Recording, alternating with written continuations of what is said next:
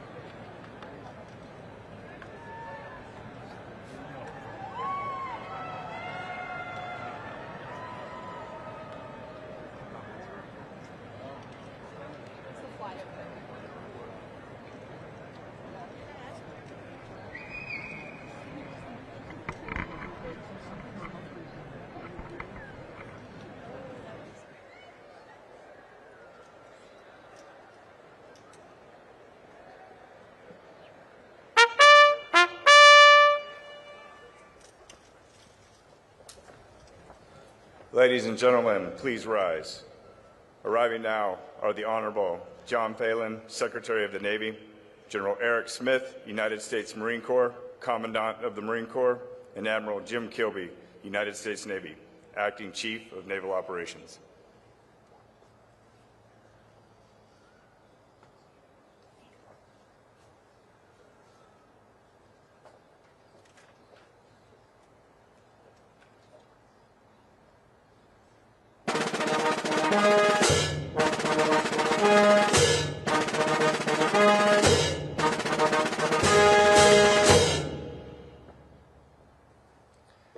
Ladies and gentlemen, the Honorable J.D. Vance, Vice President of the United States of America, accompanied by Vice Admiral Yvette M. Davids, United States Navy, the Superintendent of the United States Naval Academy.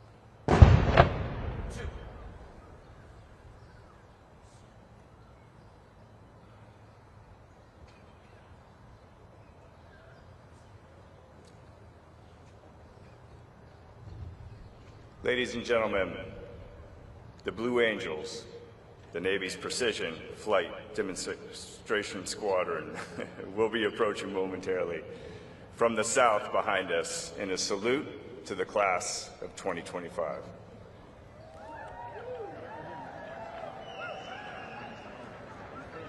wide now. Huh? Too wide now. I'm widening out, but I'm not going to get to the angel today. You don't think so?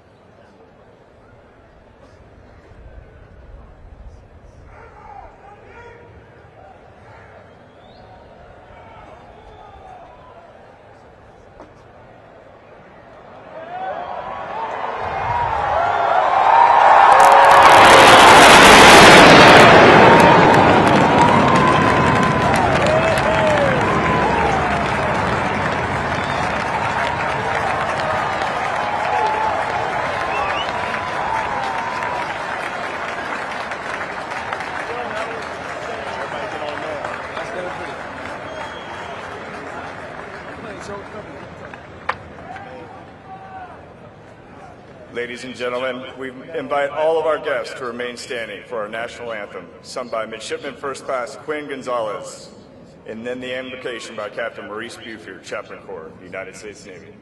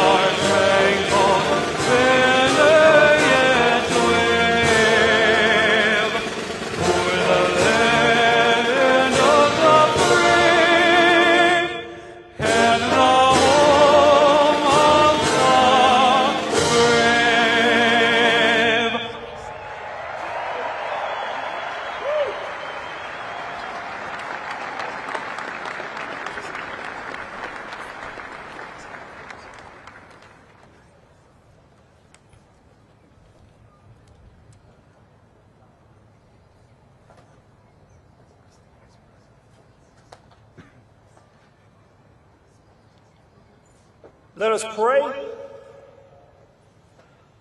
Most gracious and triumphant God, we come to announce to the world that these warriors are ready to fight tonight.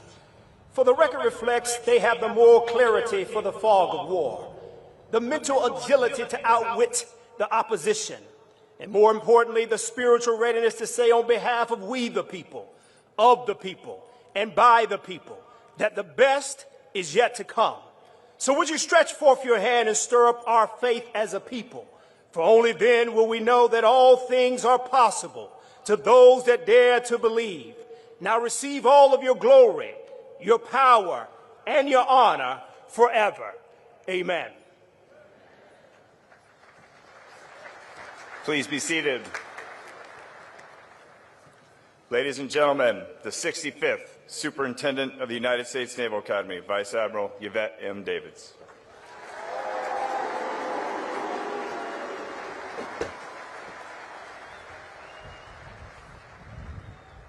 Good morning, 2025. What a glorious day it is. Welcome to the graduation and commissioning for the great class of 2025.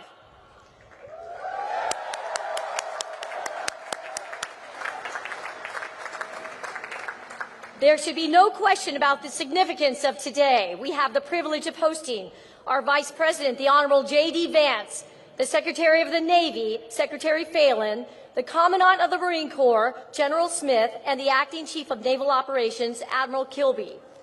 Also joining us today is Senator Sullivan from the great state of Alaska, a former Marine and the Chairman of the Naval Academy Board of Visitors.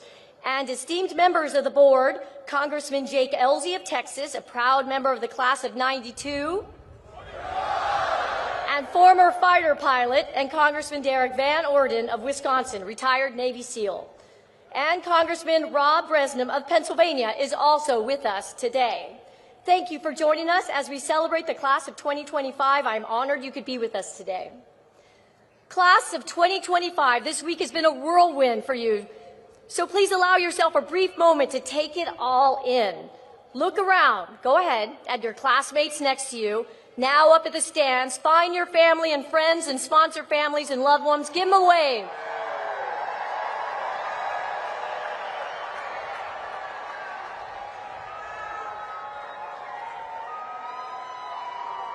To all of the parents, grandparents, guardians, and mentors out in the crowd, I want to thank you for instilling the values that attracted your midshipmen to want to serve and to live a life of consequence. We are forever in your debt.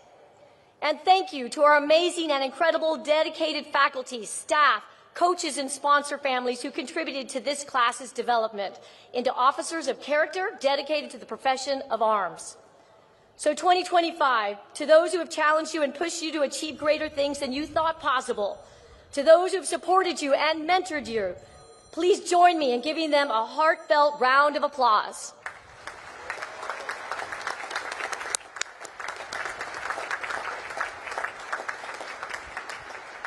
And thank you to all who have worked so diligently to set up this beautiful ceremony and to make this commissioning week so special. We appreciate you. A special welcome to the members of the class of 1975, 2025's link in the chain. 50 years ago, they graduated from our academy, and today they represent that 50-year link and shared heritage with the class of 2025. Thank you, class of 75, for being so active in the lives of these midshipmen since I-Day, inspiring them with wisdom, insight, and legacy. Now, 2025, I again ask that you look around, but this time, look at the exquisite Navy Marine Corps Memorial Stadium you are in. Around the stadium, you will find the names of several U.S. Navy battles, engagements, and pivotal moments in our history. These names represent the Navy and Marine Corps' legacy from 1775 to 1845 to today. Each and every one of you is now an integral part of that legacy. So 25, look at these names, and now I want you each to pick one name that you can see, and I want you to remember that name, dedicate that name to memory. That name, it represents more than just a battle, more than just naval tactics and strategy or historical facts. The name you chose represents hundreds, thousands, or even hundreds of thousands of Americans, sailors, and Marines, naval officers who were once just like you, who rose to answer the call to service, who rose to the challenge of their age and chose to risk all in the service of others. So 2025, while this stadium is a physical symbol and memorial to our Navy and our Marine Corps, always remember that you are the living legacy. You are the young people of our age who have chosen a life of service. Remember that name, and remember that you are assuming a rich heritage, a great honor, and a sacred obligation. But you have been preparing for this day and the assumption of those incredible responsibilities for the past 1,423 days since I-Day. Although this adventure is coming to a close, you are about to embark on many more. You are headed around the globe to places like Quantico, Pensacola, San Diego, Charleston, Norfolk, to Sasebo, Rhoda, and Hawaii, and to our international classmates who are soon to head home. A special congratulations to you. You each have an incredible future awaiting you. But know, Annapolis will always be here for you, and the Naval Academy will always be your home. And this moment right now, surrounded by your classmates and the legacy of those before you, this moment will be one of those that you will never forget. It will join other fond memories of crawling through mud and over obstacles at sea trials, bearing each other's weight as a team at Herndon twice, and swimming side by side at the first ever shellback ceremony. It will join memories of gloriously beating Army at every opportunity, of morning workouts with classmates before the sun has risen, the intensity of finals weeks, of incredible summer trainings across the globe that helped you find your operational calling, to your exceptional academic research capstone projects, and to the world-class musical and theatrical performances that showcase immense talent. And all of those shared experiences culminated today in your commissioning. And while today is the end of one chapter, it's the beginning of your careers as Navy and Marine Corps officers. On I-Day, you represented different corners of our nation and globe with different life circumstances and experiences. But now, at commissioning, you are a proud class of ethical warfighters who better understand the sacred oath you first took 4 years ago and will soon take again today. While we can never know with certainty what the future will hold for you or for our country, we do know that you are assuming a vital role. Your sacred obligation to our nation is to be prepared and to make sure that you and those that you lead are ready to both preserve peace and decisively win when called upon. Vice President Vance, Secretary Phelan, Commandant Smith, Acting CNO Kilby, and to all my shipmates out in the fleet, I want you to know the class of 2025 is strong. They are prepared and they are ready.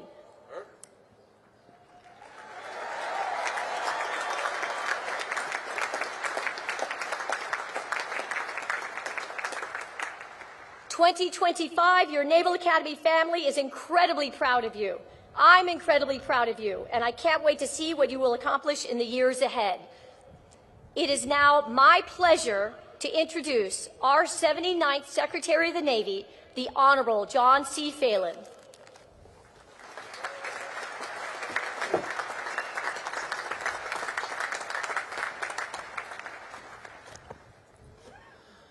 Well, I've been to many events, but this may be the coolest visual I've seen, so congratulations, it's really awesome.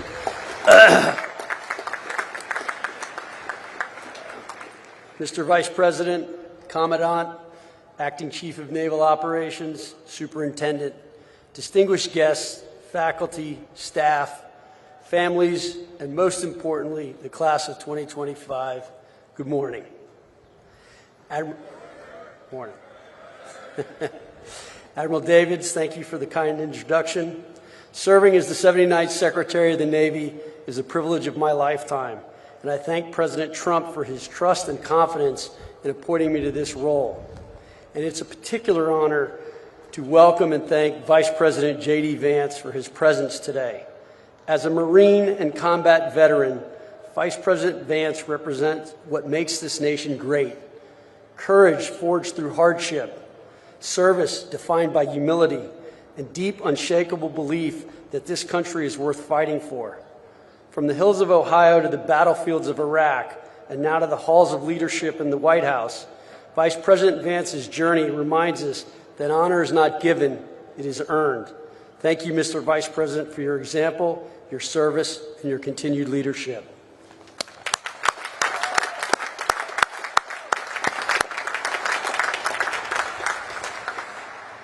I'm truly honored and humbled to address the newest class of officers who will soon carry the weight of command and the hopes of our nation on their shoulders.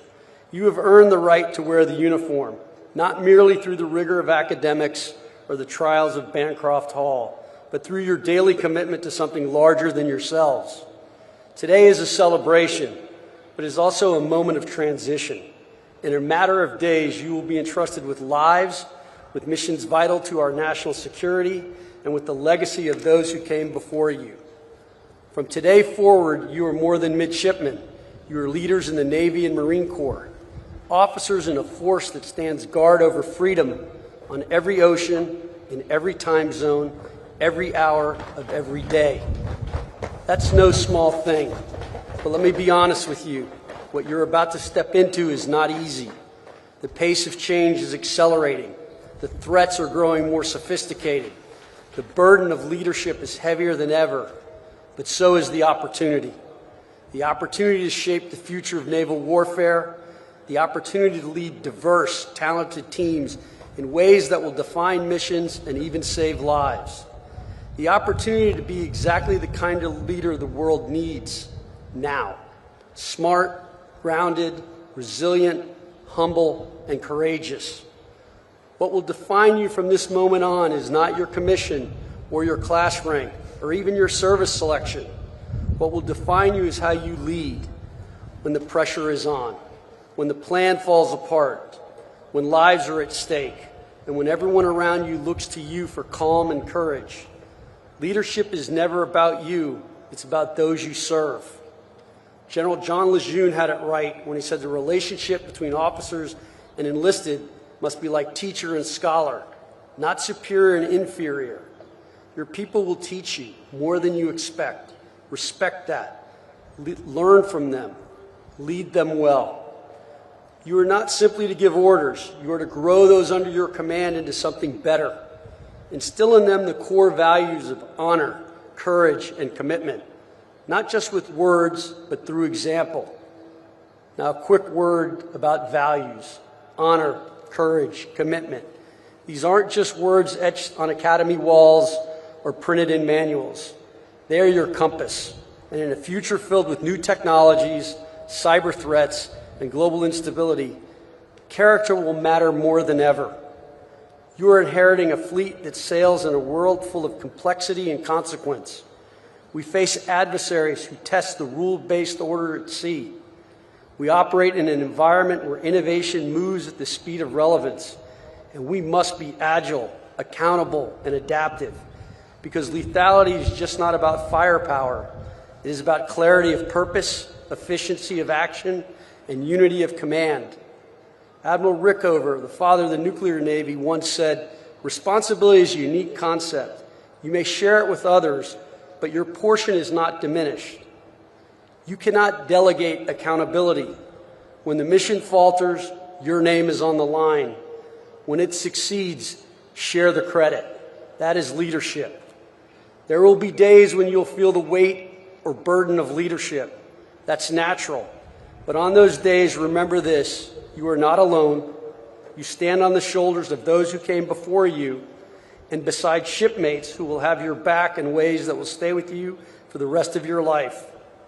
You are stepping into a future that will test you, but I believe, we believe, the American people believe you are ready.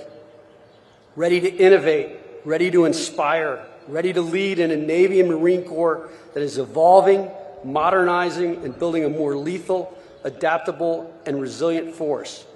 You are the future of that force. So take pride in what you've achieved, take responsibility for what comes next, and take care of those you are privileged to lead. Your commission is more than a contract. It is a covenant with the American people. They trust you to defend this nation with honor, to wield power with restraint, and to lead with integrity, even when no one is watching. So, class of 2025, step forward with confidence, but carry within you the humility of those who came before. From the decks of destroyers to the cockpits of strike aircraft, from forward operating bases to submarines beneath the sea, you'll be the tip of the spear and the steady hand behind it. In closing, know this: your country is proud of you, not just for what you've done, but for who you've chosen to become. You are not just graduates, you are defenders of the Constitution, ambassadors of liberty, and the next generation of American leaders. May God bless you, your families, and the United States of America. Congratulations on this well-deserved honor. Thank you.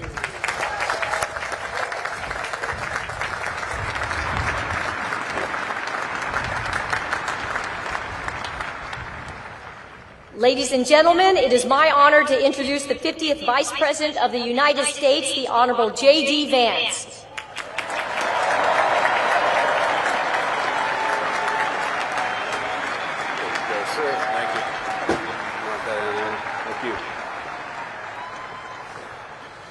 Well, it is great to be with you here on this incredible day, and I gotta say, it's a pretty cool trick where when people say good morning, you guys say it back in unison. So let me say good morning to the class of 2025. Good morning, sir.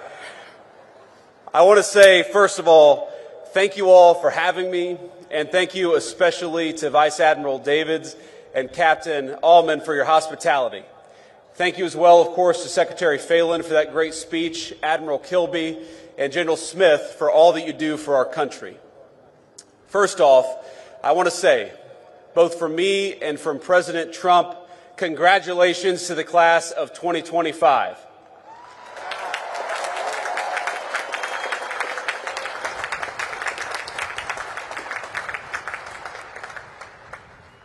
want to say congratulations not just to you all, because you all certainly earned a great honor, but congratulations to the families, the friends, the faculty, plus the other midshipmen and service members who join us on this beautiful morning and share in this incredible day.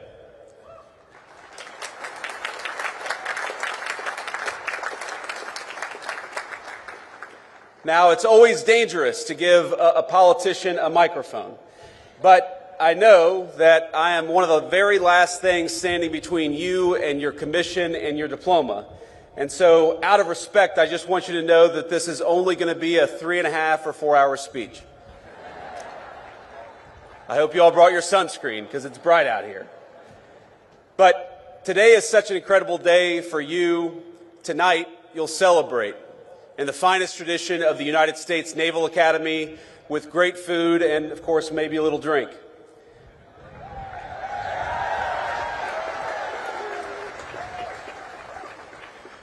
But I hope that as you celebrate, you remember that this is not just your day, as hard as you have worked for it.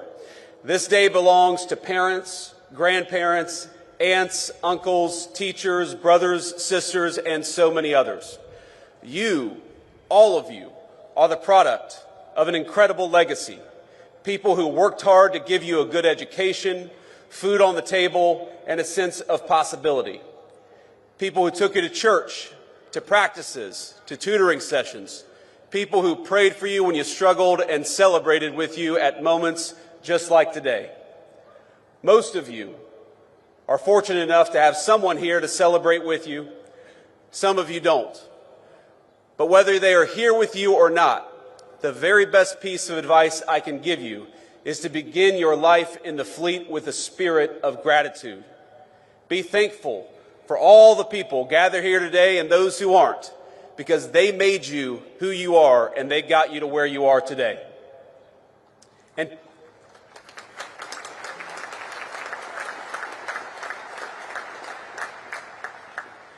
And I hope you'll take from that gratitude a sense of duty. You owe it to the American people, to yourselves, but most of all to the people who sacrificed so hard to get you here. You owe it to them to do the best job you can, and I know that is exactly what you're going to do. Now, it's customary in speeches like this for people like me to offer words of congratulations and maybe a little bit of advice. Of course, I just did exactly that. But you're not just graduates of some random university about to embark on careers in the private sector, and I'm not just giving another political speech. I'm your vice president, and the minute you walk off this stage with your diploma and your commission, you will be officers in the United States Navy and the United States Marine Corps, and that is an incredible thing.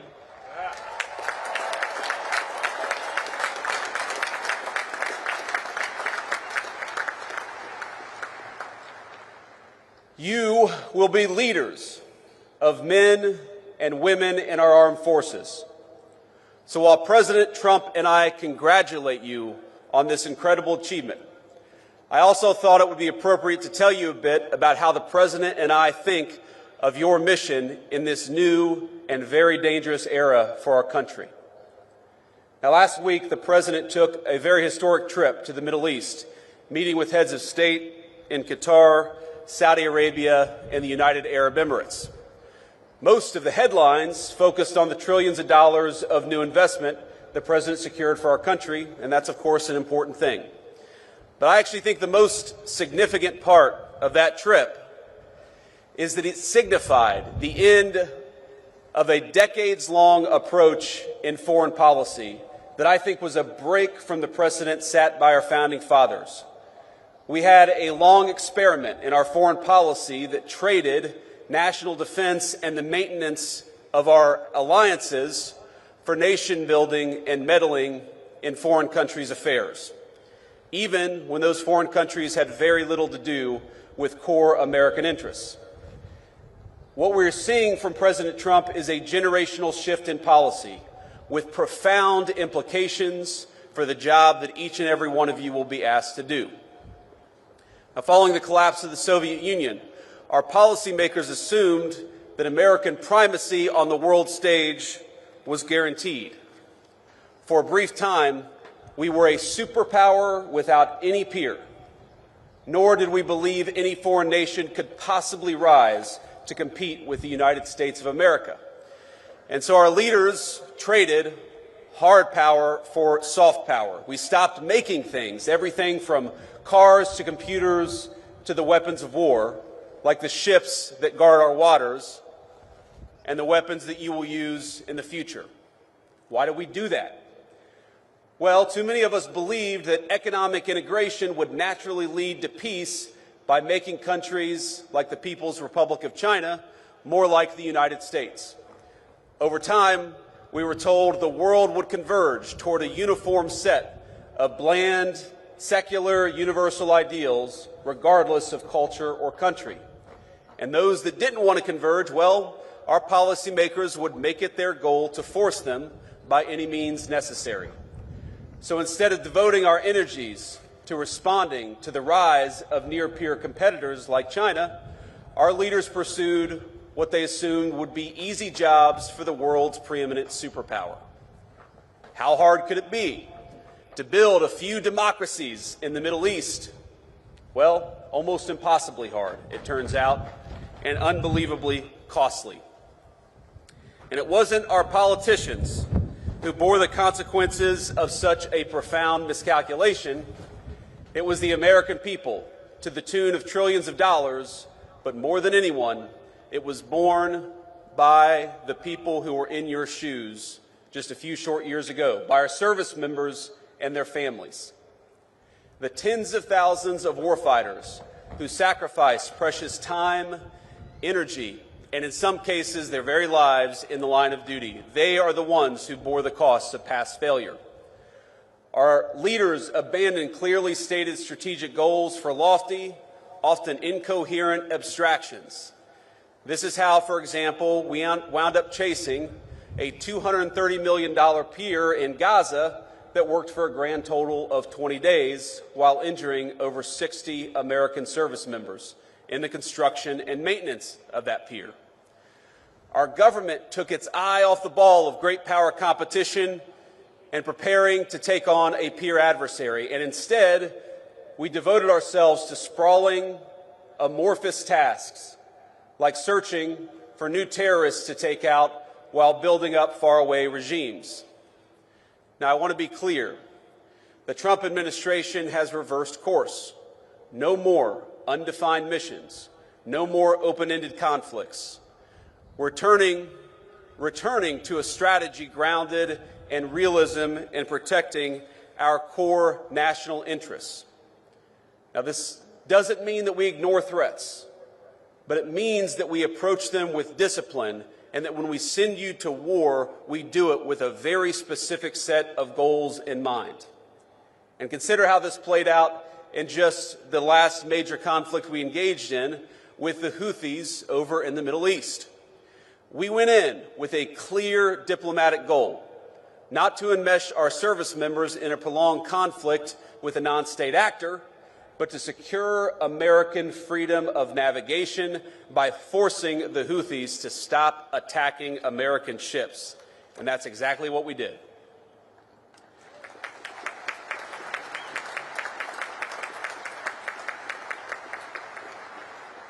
We pursued that goal through overwhelming force against Houthi military targets. In just the first 100 days of the administration, we were able to reach a ceasefire in a conflict that had been ongoing for nearly 2 years. That's how military power should be used, decisively with a clear objective. We ought to be cautious in deciding to throw a punch, but when we throw a punch hard, and we do it decisively, and that's exactly what we may ask you to do.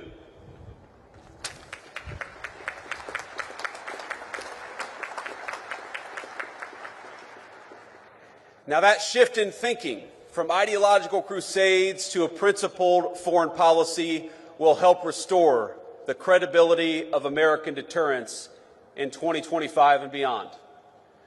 With the Trump administration, our adversaries now know when the United States sets a red line, it will be enforced. And when we engage, we do so with purpose, with superior force, with superior weapons, and with the best people anywhere in the world.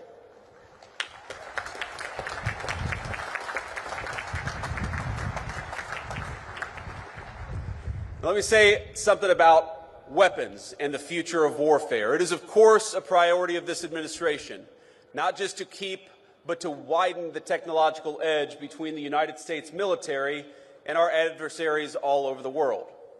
In the wake of the Cold War, America enjoyed a mostly unchallenged command of the commons: airspace, sea, space, and cyberspace. But the era of uncontested U.S. dominance is over. Today we face serious threats in China, Russia, and other nations determined to beat us in every single domain, from spectrum to low Earth orbit to our supply chains and even our communication infrastructure. Technology has lowered the cost of disruption, and so we must be, all of us, not just smarter. We got to make sure that we send our troops to war, we do it with the right tools. We can no longer assume our engagements will come without cost. That's why the Trump administration is investing in innovation, rewarding risk takers at the Department of Defense, and streamlining weapons acquisition for the new century. Investing in cutting-edge weaponry like hypersonics is important, but just as important are the low-cost, high-impact technologies that are already transforming the battlefield, things like drones. And by the way, when we talk about innovation, innovation is not just happening in the laboratory of a defense contractor. Innovation increasingly is happening on the very battlefields that you will lead troops on. So that you are not just recipients of innovation, you're not just users of tools, you will very often be developing tools in this new century. Our lawmakers and military brass alike must learn to adjust to a world where cheap drones, readily available cruise missiles, and cyber attacks cause extraordinary damage to our military assets and our service members. And it will be you, the graduates gathered here today, who will lead the way for the rest of us. Your service will bring new challenges and environments, including ones unfamiliar even to those who have served before you. You will deploy new equipment, new systems, and new technology. And through those experiences, it is you who will learn, who will teach others, and will help our services and our entire country adapt to the future we're confronting.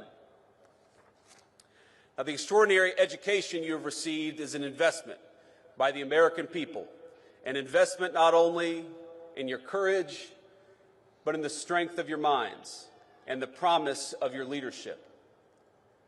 Because your nation rests easier knowing that we have the most brilliant strategists and tacticians standing guard. Men and women like you, brilliant enough to preempt and, if called, fight and win the wars of tomorrow. And as technological change continues to transform the battlefield, it only heightens the importance for this administration, for our whole country, on investing in our military's human capital. That's you, in the well-being of our warfighters, in your brilliance, in your strategic innovation. Modernization isn't just about tactics and tools. It's about meeting the needs of our service members. For too long, we asked too much of too few. Past leaders sent our service members on mission after mission with no exit strategy, no end in sight, and with little articulation for the American people or for the warfighters about what we were doing. When we extend the deployment of an aircraft carrier, that has real impact on people's lives, and we're aware of it. They miss their families, of course they miss their loved ones and their home life. They accept that sacrifice, and that's the job that you've taken on. But the job that we have taken on is to never misuse that sacrifice or never ask you to do something without a clear mission and a clear path home.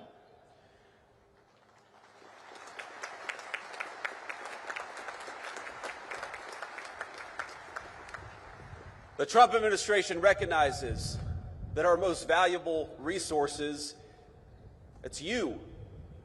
It's young people who are brave enough to put on the uniform and risk your life for this country. And we promise, I promise, to cultivate that resource, to protect it, and to use it only when the national interest demands. And what makes your new life so unique is that you must take multiple perspectives. You will be junior officers, of course, answerable to commanders, captains, admirals, generals, and people like me. You will have to follow orders, even when you don't want to. And if I can offer one piece of advice from a junior enlisted guy to a bunch of new officers, to say that when you say with all due respect, that is not a get-out-of-jail-free card. These guys are laughing back here.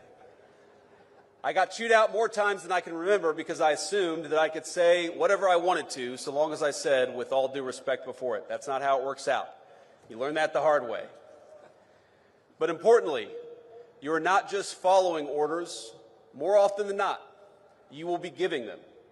And just as I see you as our most precious resource, so you must see the men and women who call you sir and ma'am as your most sacred charge. You will not just be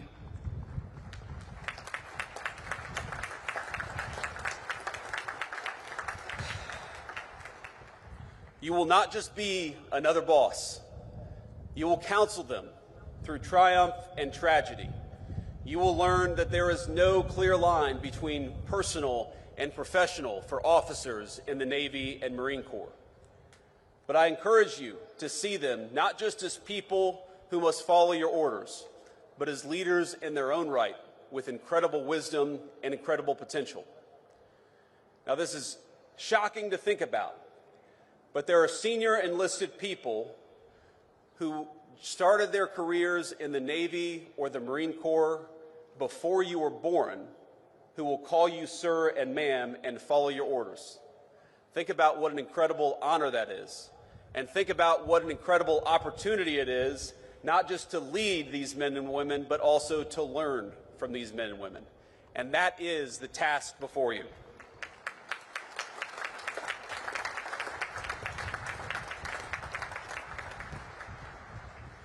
You will lean on that experience, of course, but still, you're more often than not, you're going to be the one in charge. That is an honor, but it's a responsibility that ought to give you chills. You've made it now through one of the most demanding institutions in the entire world. You've earned your commissions, and you've stepped forward to serve at a moment when your country needs you now more than ever. But you're stepping into gigantic shoes, and it's worth taking stock of that as you prepare to receive your commission. Those of us who've served know that graduates of the Naval Academy, they have a certain energy, a certain aura, a certain respect when they're out there in the fleet. Let me just give you an example. Today is your day, of course, and you should celebrate.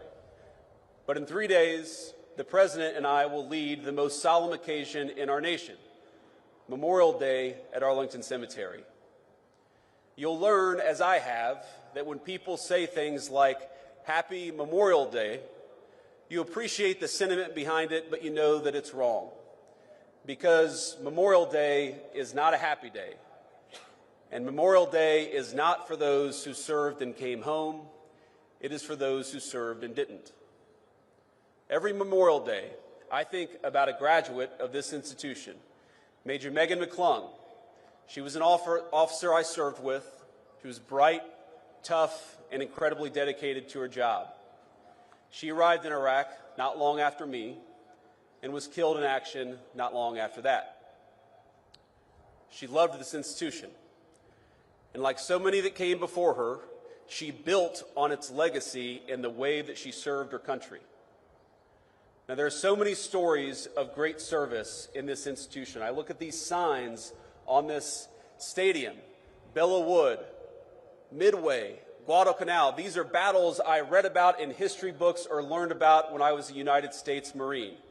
If you just try to read a list of the people who served after graduating from this institution, the list is almost so long you can't get through it. Senior leaders, commandants of the Marine Corps, chiefs of naval operations, astronauts, great business leaders, and even a few lowly politicians have graduated from the United States Naval Academy. Their service is an incredible legacy that they have passed on to you. And you are the bridge that connects the incredible heritage of this institution to the future duties and responsibilities your country needs you to perform. That's an incredible honor, but it's also an incredible responsibility, and I hope you take it seriously. People will look at you as graduates of the Naval Academy in a different way than they look at most of the people that you will meet every single day. They will look at you that way, yes, because you've worked hard, and yes, because you deserve this day, but they will also look at you differently because you stand on the shoulders of giants. And 20, 30, or 40 years from now, there are people who are going to be standing on your shoulders. So please remember that.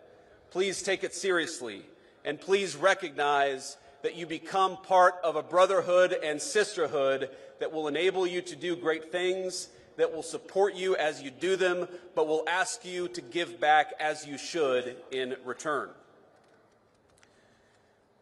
You are the inheritors of a national tradition dating back 250 years. It began with John Paul Jones, and the founders of this country asked the United States Navy to take on the most powerful Navy on earth, and we won. Our first patriots knew the stakes. They did not seek out war. They did everything they could to advocate and petition for their own liberties. But when the time came, they raised a military, they raised a navy, and they fought like hell. Their examples lives on in all of you. In their courage, we see the roots of your calling to be strong but not reckless, to seek peace but never at the expense of liberty, to hold firm to your convictions, even when the cost is high. Now, I want to say to all of you, I've been vice president for all of about 120 days. And this summer, I will celebrate my 41st birthday. But I have never, in those 41 years, been so proud as I am today, to honor you, to celebrate you, and to congratulate you on a job well done.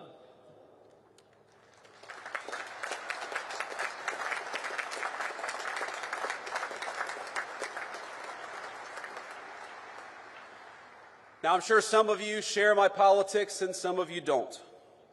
But I know today I speak for a grateful nation when I say we are rooting for you.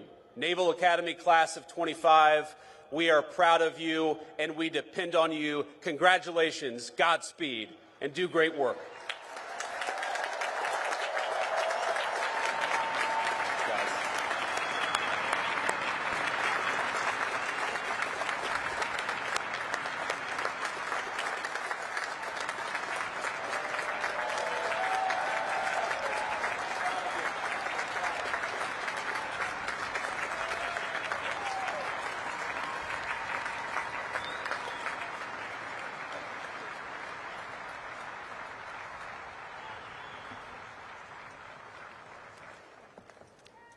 Thank you, sir. We will now confer the degrees. The Academic Dean and Provost of the United States Naval Academy, Dr. Samara L. Firebaugh.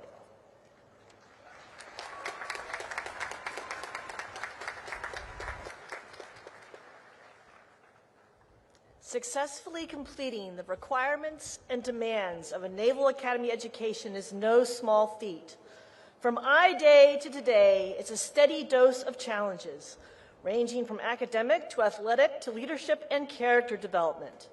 I have no doubt that each of you has been challenged, perhaps in ways you never thought you would or to levels that you never thought you could achieve, but you rose to that challenge and we congratulate each of you for doing so. To the families and friends of these soon-to-be Naval Academy graduates and officers, these soon-to-be ensigns and second lieutenants, and to the faculty and staff here today as well, I would like to thank you and congratulate you. The rare graduate is the one who never needed the support of family, friends, and mentors. These graduates, like the tens of thousands before them, have depended on your support and encouragement, and you were there for them when they needed it the most. I know you are proud of their success, and we are most grateful to you for your role in that success.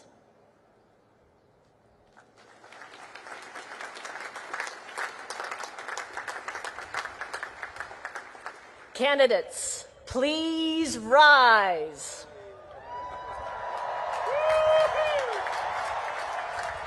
Admiral Davids, on behalf of the faculty of the United States Naval Academy, I present these candidates for the baccalaureate degree and recommend that this degree be conferred upon them.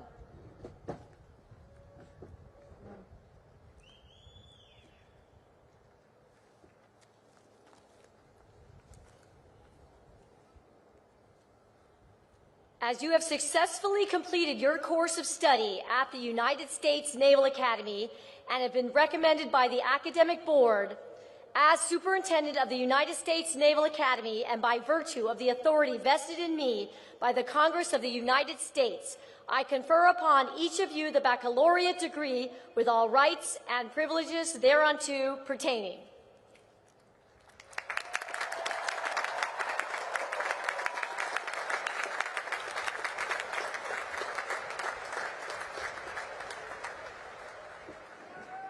All right, please be seated.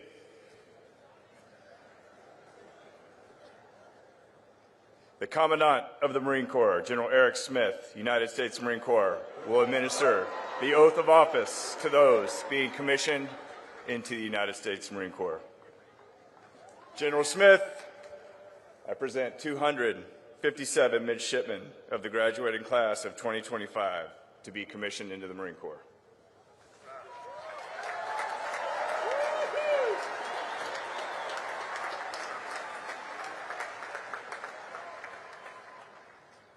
Well, good morning. Yeah, that sounds about right. Congratulations on this milestone achievement, and thank you for making the decision to serve. Today, you take your place in the ranks of Marine officers, a role of immense trust, responsibility, and consequence. You're joining a Corps forged in battle, defined by discipline, and bound by an unshakable commitment to mission and to each other. This is not the end of a book. This is the beginning of a whole new chapter. From this day forward, you are accountable for the lives, welfare, and success of the Marines you will lead. We don't lose. We're United States Marines.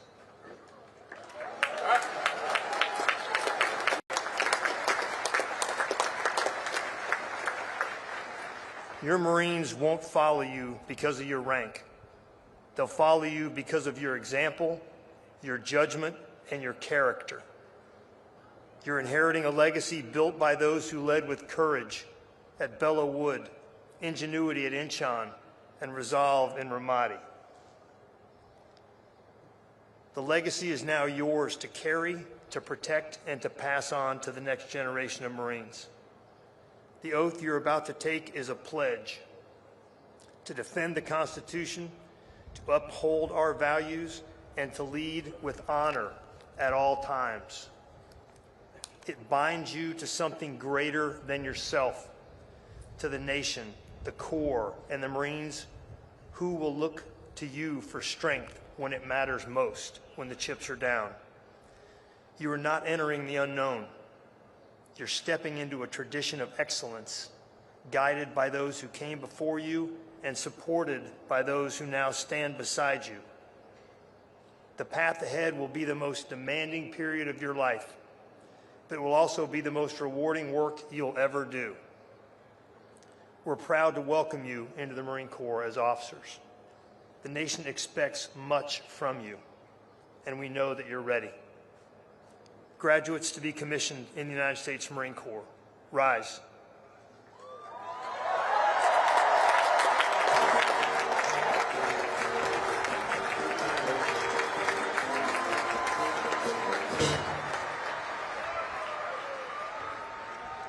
Raise your right hands.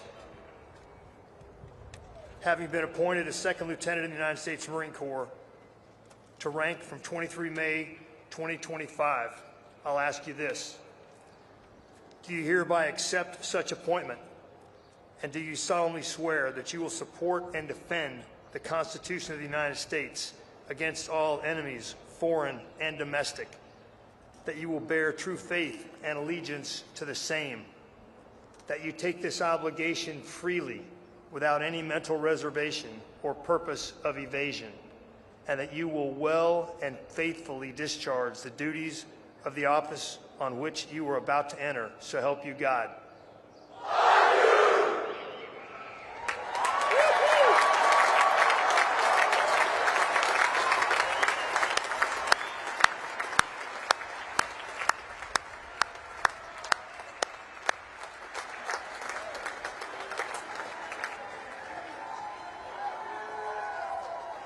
Second Lieutenants, take your seats.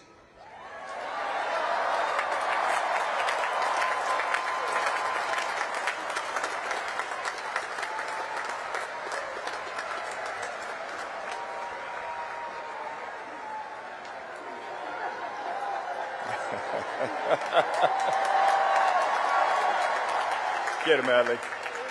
All right, for the rest of you, the Acting Chief of Naval Operations, Admiral Jim Kilby, United States Navy, will administer the oath of office to those being commissioned into the United States Navy. Admiral Kilby, I present 764 midshipmen of the graduating class to be commissioned into the Navy.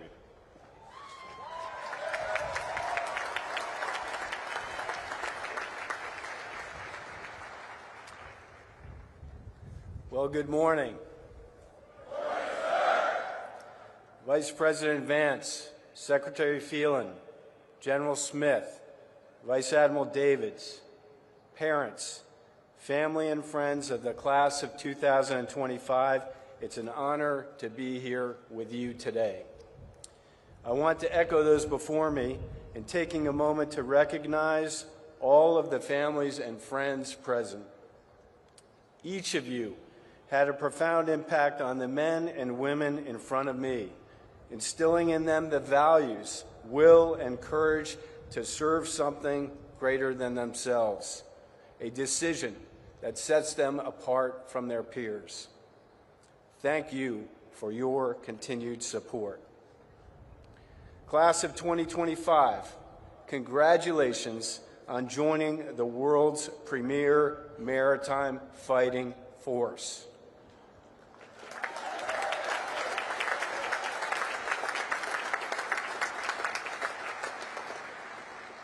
For 250 years, the United States Navy has provided our nation with the sea power and sea control needed to preserve our security, prosperity, and economic wealth.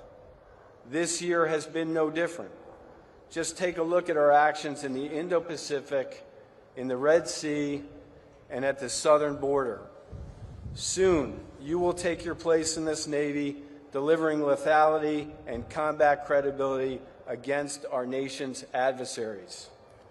I can think of no better time to join our fleet, and I can think of no better group of officers to meet this opportunity. Class of 2025, don't underestimate the significance of today. 39 years and 2 days ago, I was sitting right where you are, here in the Navy and Marine Corps Memorial Stadium. And in just a few moments, you will raise your right hand and swear an oath to the Constitution. You will be joining millions of Americans throughout our nation's rich history who have taken the same oath to support, protect, and defend. I am counting on you to uphold these same ideals that your predecessors fought for, to uphold our Navy's legacy to honor, courage, and commitment. As I close, let me leave you with a few thoughts. First, service is a gift. It's a gift to our nation, and a gift that I know you've learned to appreciate. Wear your uniform with pride. Uphold the same standards of excellence that got you here today, and don't forget that you are serving something greater than yourself. Second, try your very best. Whether you serve for 5 years or 40 years, with great effort, you will learn much about yourself. Continue to improve on the things you are happy with and double down on those areas where you fall short. Your future bosses don't expect perfection, but they do expect effort. And finally, I recommend a routine check-in with your family. They love you and will always be a source of strength and support as you navigate your service. Soon to be ensigns, I am proud to serve alongside you. I am proud to call you shipmates, and I can't wait to see what you will do in the fleet. Thank you for choosing to serve our nation in uniform, and thank you for committing yourselves to the world's greatest Navy. You absolutely made the right choice. Congratulations, and bravo, Zulu, on a job well done.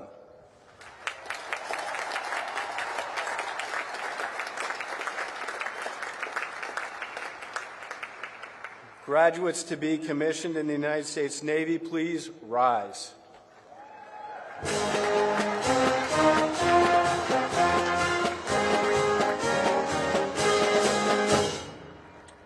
Please raise your right hand.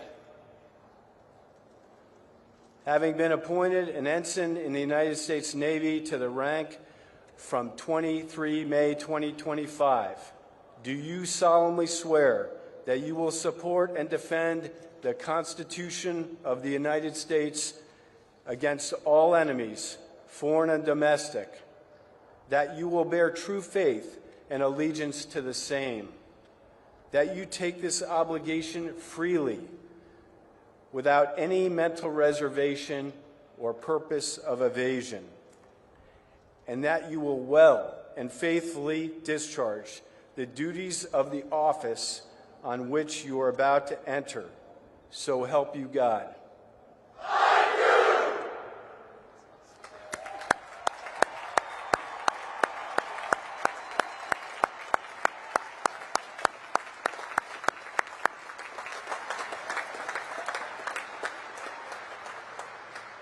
Ensigns, seats.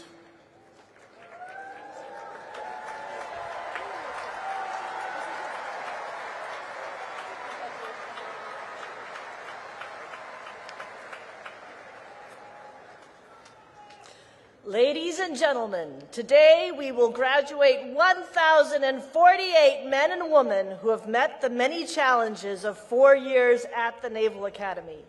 In addition to those you just saw commissioned into the Navy and Marine Corps, the class of 2025 also includes 14 graduates from 11 nations around the world. At this time,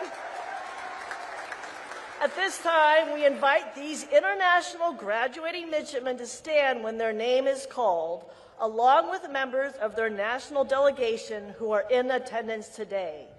These graduates, whose national flags are flying above the memorial arches at the north end of the stadium, will return to their countries and serve with distinction in their armed forces or other government service.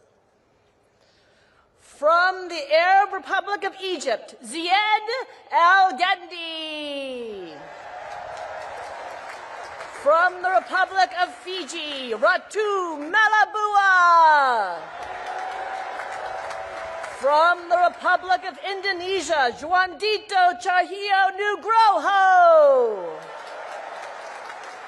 From the Republic of Indonesia, Febiarta Suryana.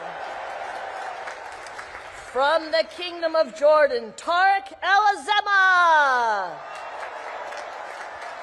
From From the Republic of Maldives, Hassan Nishath. From the Republic of Peru, Luigi Caparini. From the Republic of the Philippines, Michelle Ann Angelou de Leon Matzo. From the Republic of the Philippines, John Arel Monreal. From the Democratic Socialist Republic of Sri Lanka, Isuru Ekanayaka. From Taiwan, Zhenyi Zhou. From the Kingdom of Thailand, Poonrapi Praki. From the Republic of Tunisia, Muhi Ben Mefta. From the Republic of Tunisia, Mohamed Jerbi. Thank you. Seats.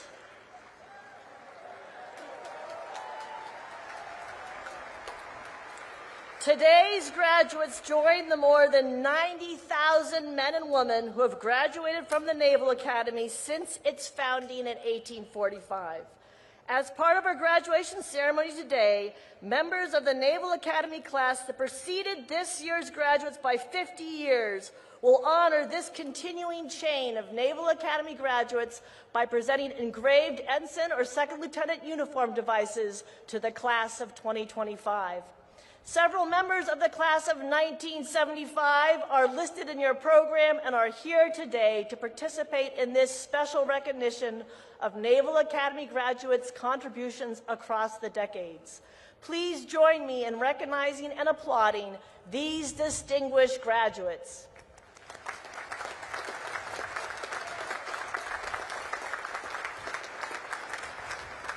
Finally, before we begin introductions of individual graduates, I should remind you of an important Naval Academy tradition. The parents and friends of each graduate are invited to stand when that graduate's name is called. In that way, we can recognize your contribution to the achievement of these fine young men and women. The Vice President will now present diplomas to those individuals graduating with distinction. Those members of the class of 2025 graduating with distinction, please rise.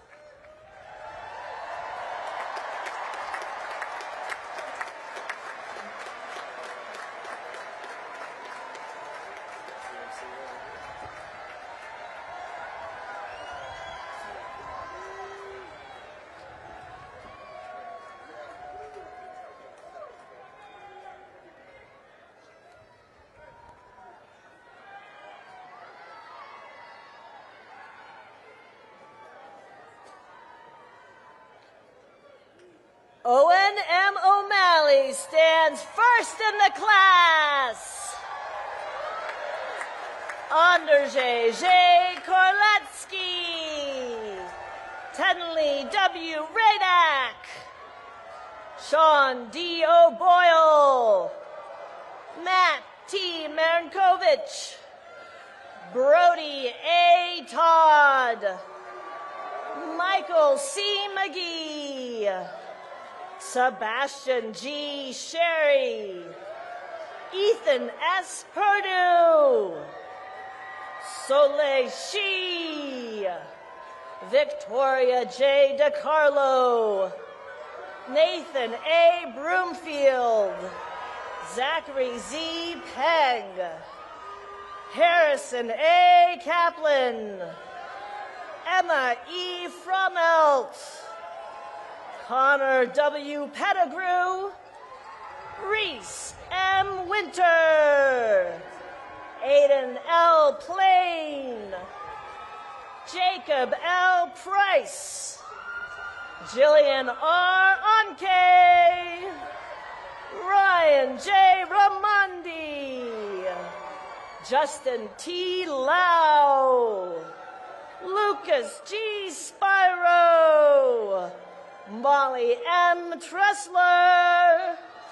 Joshua B. Herbert, Noel J. Poovey, Vishal R. Mandava, Noel M. Davente, Cooper A. Walsh, Richard A. Carter III, Sophia T. Utzinger, Grace Ann Peterson, Troy J. Boland, Nicholas Constantine Spears, Gavin A. Milligan, Daniel J. Mullen, Jackson W. Sudduth Jr., Samuel Mark Englund, John F. Janess, Lucas J. Schreiber, Dalton M. Keglovitz, Katie T. Stigler, Emma C. Kirby, Jonathan C. Howitt, Nathaniel S. Gunn, Olivia J. Love, Sebastian J. Gordillo, Jonathan R. Sauer, Hava Serafinsky, Ama E. Stott, Conrad P. Davis, Luke W. Sweeney, Stephen J. Lubers, Lauren M. Leckelt, Ivan P. Thomas, Marshall J. Hansen, Gabriel B. Spencer, Thomas Owen Pitchford, Engalau, Toby Jeffrey Davis II, Demetrius S. Bush, Owen M. Barron, Alexander M. Grande, Sean A. Patty, Amelia E. Steinbacher, Kyle T. O'Doy, Benjamin A. Miller, Kevin A. Lamb, Tanner Aloysius Kelly, Micah Jacob Verano Rica Fronte, Gabriel Euclides Wen, Andrew W. Fichtel, Samuel J. Beatty, Matthew Brian Coleman, Walker H. French,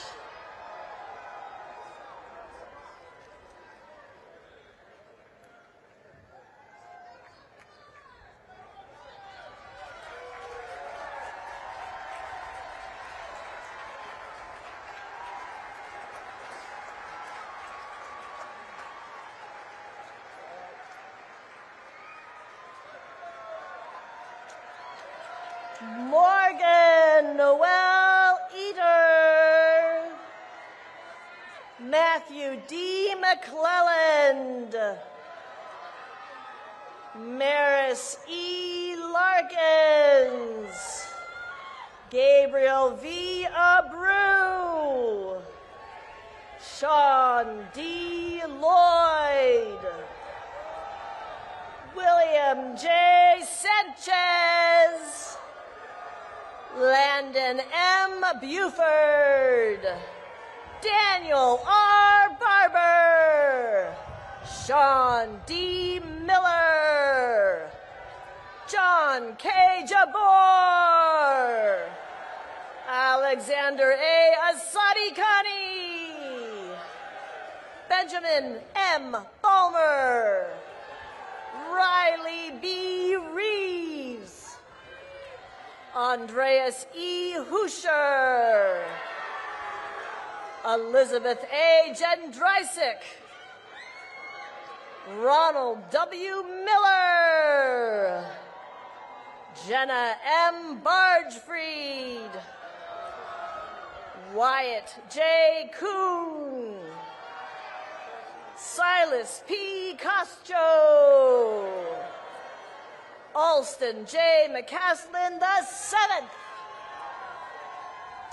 Jacob W. Dubberly. Abigail A. Lutz. Leo P. Wagner.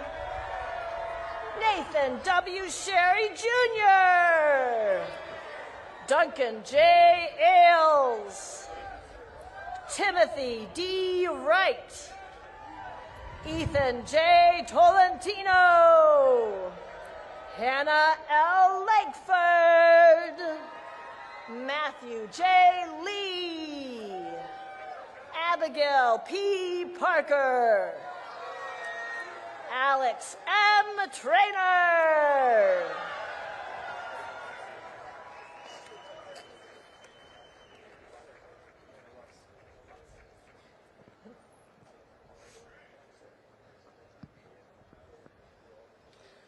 The Vice President, the Secretary of the Navy, the Acting Chief of Naval Operations, the Commandant of the Marine Corps, the Superintendent, and the Commandant of Midshipmen will now present diplomas to members of the graduating class individually by company.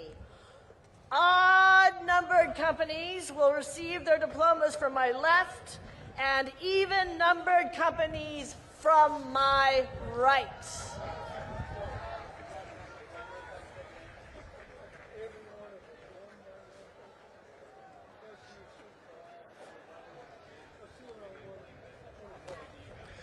From the first company, Sanjuna Basumalik.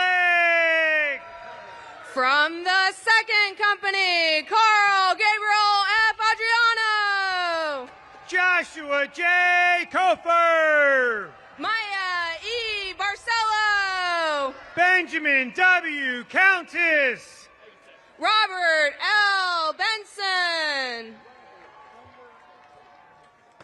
Anna B. Drinkard.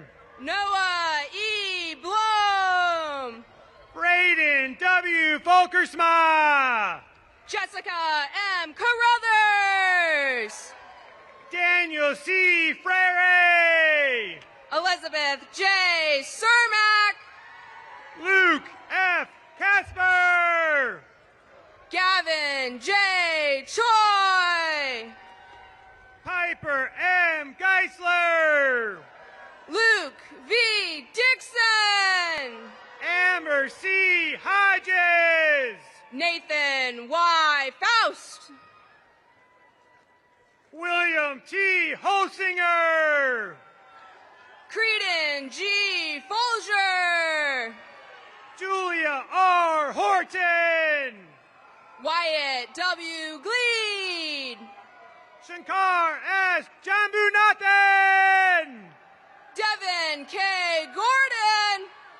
Tyler S. Kasawagi. Anthony W. Harrington. Jude M. Crick. Haley N. Hoffman. Joseph S. Lee. Brock C. Houston. Adley Louis Sion. Michael G. Caliphate. Grace E. Lout. Emmett C. Kirby. Lily E. Lutz. Natalie H. Kramer. Brian L. McLean. Michael D. MacDonald. Maxwell J. Mondo. Lucas S. Merritt. Grace C. Oliver. Andres D. Ruiz. Caleb W. Shade. Joshua X. Silva. Xavier B. Sturdaffen. Thomas R. Sneed. Kevin K. Sung. Campbell T. Spates. Luke Z. Thiemann. Christopher J. Stumpf. Addison E. Wilbur. Joy D. Texera. Ursula C. Wise. Kyler D. Villa. From the 3rd Company, Grace J. Bean. Eleanor G. Veazey. Thomas T. Bowie. Ryan W. Waba. Chloe M. Clausen. Rebecca V. Wiley. Randall S. Swiner. From the 4th Company, William Carter Ash. Joseph W. Deegan. Cameron J. August.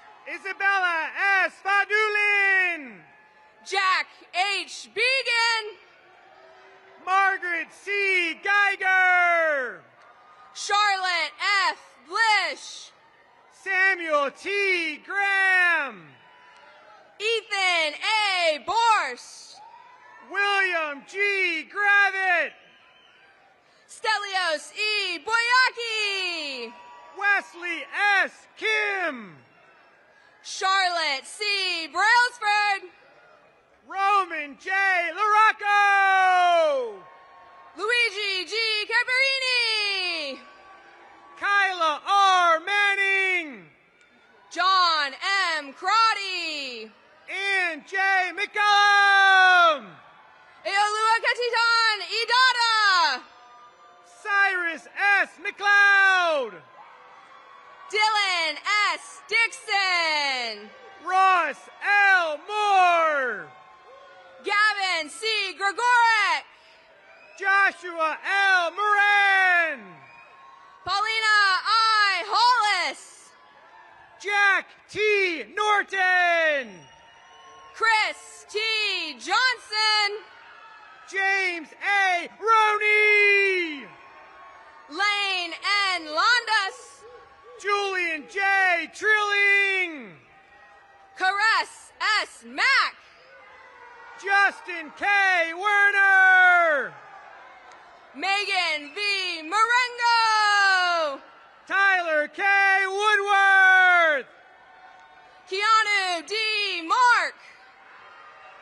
From the 5th Company, Mason Y. Banks. Charles K. Miller. Grace E. May Bloty. Byron E. Rhodes. Peter J. Carino. Jolieste J. Romero. Luke J. Dever. Anuj R. Sursaker. Athena T. Din. Caden M. Smith. Linnea C. Forsberg. Amelia R. Snyder. Maria A. Graffoff. Ian C. Stewart. Alan Hum. Michelle R. Swetzel. Luke J. Hess. Jonathan T. Swift. Bobby D. Owls. Rebecca J. Van Vliet. Major B. Kent. Michael C. Whelan. Frank Min Gyu Kim. Jaden E. Young. Nicholas D. Madonna. From the 6th Company, George K. All. Liam G. McInerney.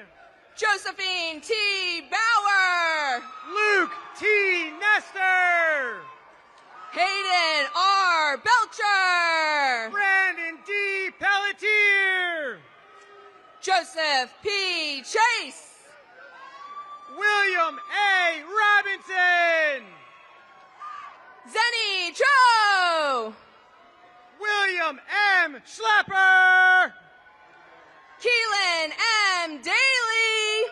Benjamin G. Snyder. Joshua D. Dowdy. Jocelyn K. Schoen. Joshua A. Escobedo. Cameron D. Smith. Delaney K. Feeney. Christian K. Yoon. Luke E. Garner. From the 7th Company, Everett C. Andrew. Jeremiah A. Gilbert. Daniel Alexander Angelou. Alexandra G. Huntimer. Luke G. Arts. Joseph L. Hurt. Sean R. Berrius. Peyton A. Jankowski. Evan S. Broderick. Alexandra A. Kwasniewski. Martel L. Carruthers. Johanna K. Lim. Alex M. Conway. David Lynn. Connor W. Delahunt. Porter J. Markel. Pierre Louise G. Desoblin. Davina D. Mather. Yvonne Y. Fu. Emily F. Mezzanisi. Connor P. Gerard. Nicholas A. Munoz. Jenna H. Hahn. Colin M. Ramos. Julia L. Ricky. Carson T. Shane. Anthony T. Kuvek. Tyler S. Sickler. Nico T. Laurel. Emiliano Torres Valencia. Jonathan Lee. Caleb M. Walker. Tara N. Mahoney. Jason R. Whitaker. Croy M. Myers. Patrick M.J. Wilson. Justin N. Reed. From the 8th Company, Clarice Joy B. Absalon. Riley A. Rose. Alyssa E. Baez. Aurora Raquel Sandoval. Tatiana C. Bavarnik. Jacob F. Shepman. Charles R. Francisconi. Lana Bay Schmidt. Jacob W. Frick. Emma Ann Single. Liliana D. Gemma. Abdan Augusto de Jesus Viva Tejadas. Kayla E. Gibbons. Catherine A. Weaverling. Santiago Grisales Arboleda. Darby E. Whalen. Xavier M. James. From the 9th Company, George W. Bolcato Jr. Dahlia M. Kilgore. Samantha L. Bollinger. David H. Kreidler. Titan A. Case. Herbert E. Lacey III. Blakely J. Creamer. William R. Lane III. Miliano Crespo Perez. Jennifer T. Luong. Zachary J. Cudney. Thomas I. McNew V. Alyssa J. Daly. Zachary J. Meyer. Heath R. Edinger. Elizabeth L. Rainier. Mitchell B. Fisher. Nazir W. Rogers. Benjamin A. Grebe. Mila J. Romero. Haley R. Harris. Mackenzie R. Rouge. Aiden J. Hogan.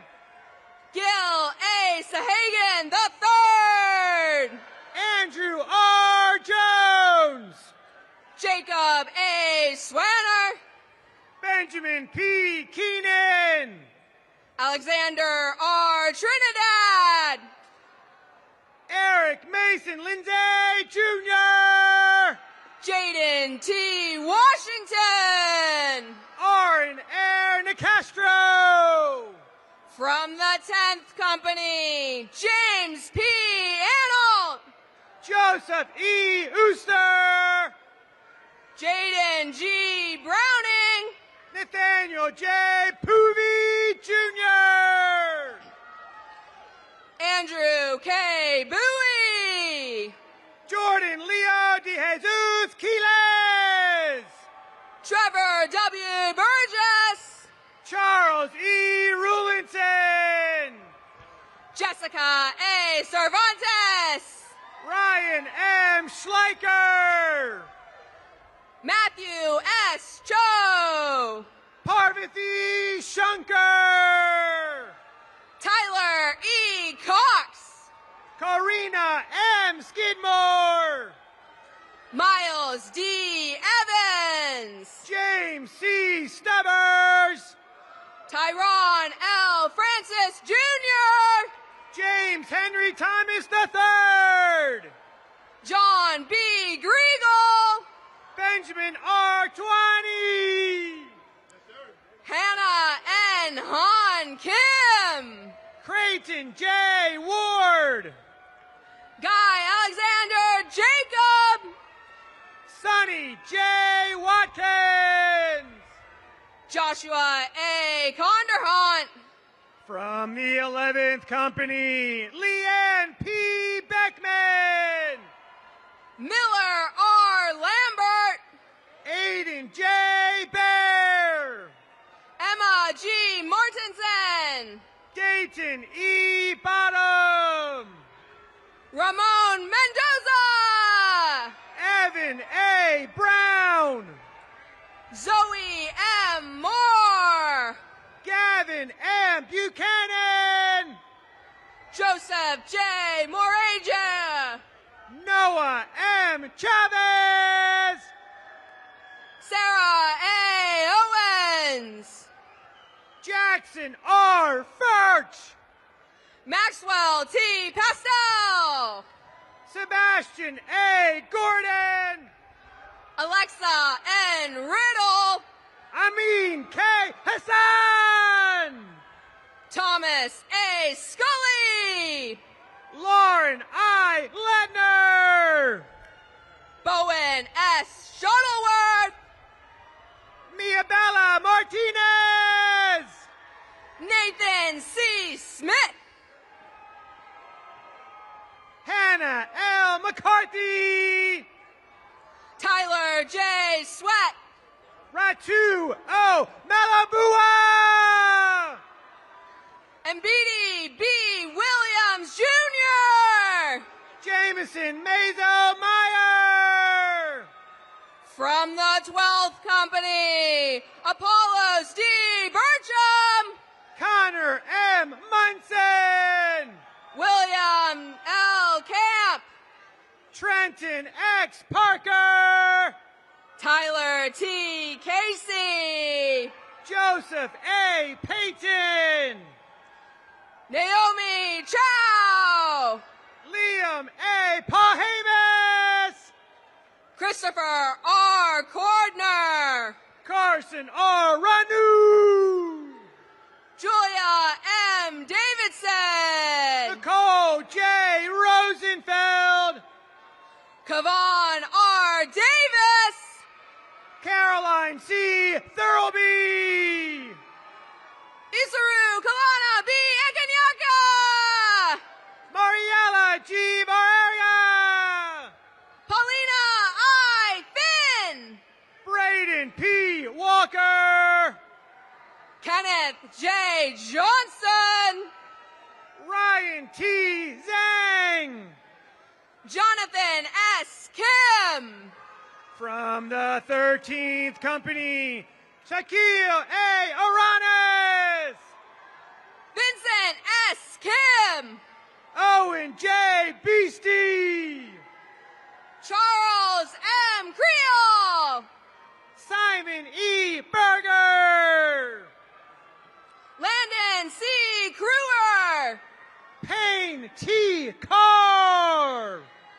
Vera E. Martinez. Russell S. Clark. May E. McConkey. Anthony J. D'Angelo. Doris Salt Morton. Ethan A. De La Garza.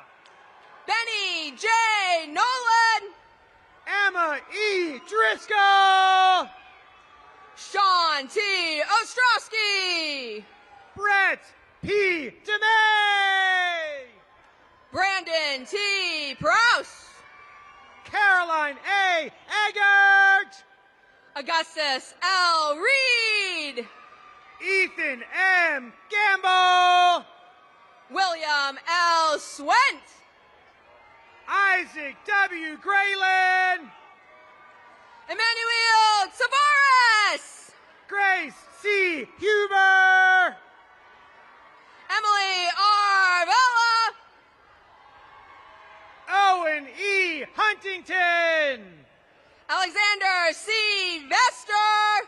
Maya L. Kessner. Henry S. Williams. Luke S. Kim. Quentin J. Wright. Peter J. Lee. From the 14th Company, Sebastian R. Allen. Thomas Q. McBride. Maharlika X. Archuleta. William L. McCrate. J.D. Bankston. Renee M. Murphy. Javon M. Bouton. Alyssa J. Parendo. Lauren E. Bryant. Michael A. Ponenti. Matthew F. Crotty. Emma G. Reichendel. Martha G. Fields. Margaret K. Schuler. Daba K. Fofana. Anthony D. Swanner. Isaac S. Fraley. Ryan D. Swanson. Amanda G. Graziano. From the 15th Company, Charlotte M. Bourgois. Christopher R. Jones II. Keegan S. Caldwell. Daniel T. LaFar. William A. Champagne. Elizabeth J. Lee. Brianna L. Chinamay. Alexander Liu. Jada D. Cortez. James E. Lyon. Zane G. Day. Alexander S. Mamula. Abigail C. Greenholch. Liam M. McCarthy. Sarah Beth E. Joyner. Slade A. Merck. Victoria H. Leeson. Elizabeth D. Meyer. Finbar O. Lindsay. Joshua J. Milford. Griffin R. Martinez. Finian C. Prescott. Stephanie Till Milvain. Reed E. Romo. Luke J. Morley. Andres McCann Santana Pacheco. William M. Wynn. Daniel Y. Shin. Aiden T. Patel. Lauren E. Steinberg. Zachary A. Palamandan. From the 16th Company, Nolan R. Barber. Logan D. Point. Lindsay E. Baisha. Punrapi Marquis. Nicholas C. Barunio. Timothy J. Rao. Hanson Chang. Waswa E. Robbins. Thomas P. Christie III. Cedric E. Rushton, Henry C. Fry, Nicholas J. Summers, Bradley J. Glass, Shane R. Cipher, Ariana J. Gomez, James B. Tadlock, Jacques X. Guillaume, Daniel M. Villanueva, Michael R. Heller, Amanda R. Zanetti, Liam M. Henderson, Nicholas A. Zolovic. Justice E. Hood, From the 17th Company, Colin S. Andrews, Joseph W. Kapsakevich, Katerina A. Chelius, Catherine V.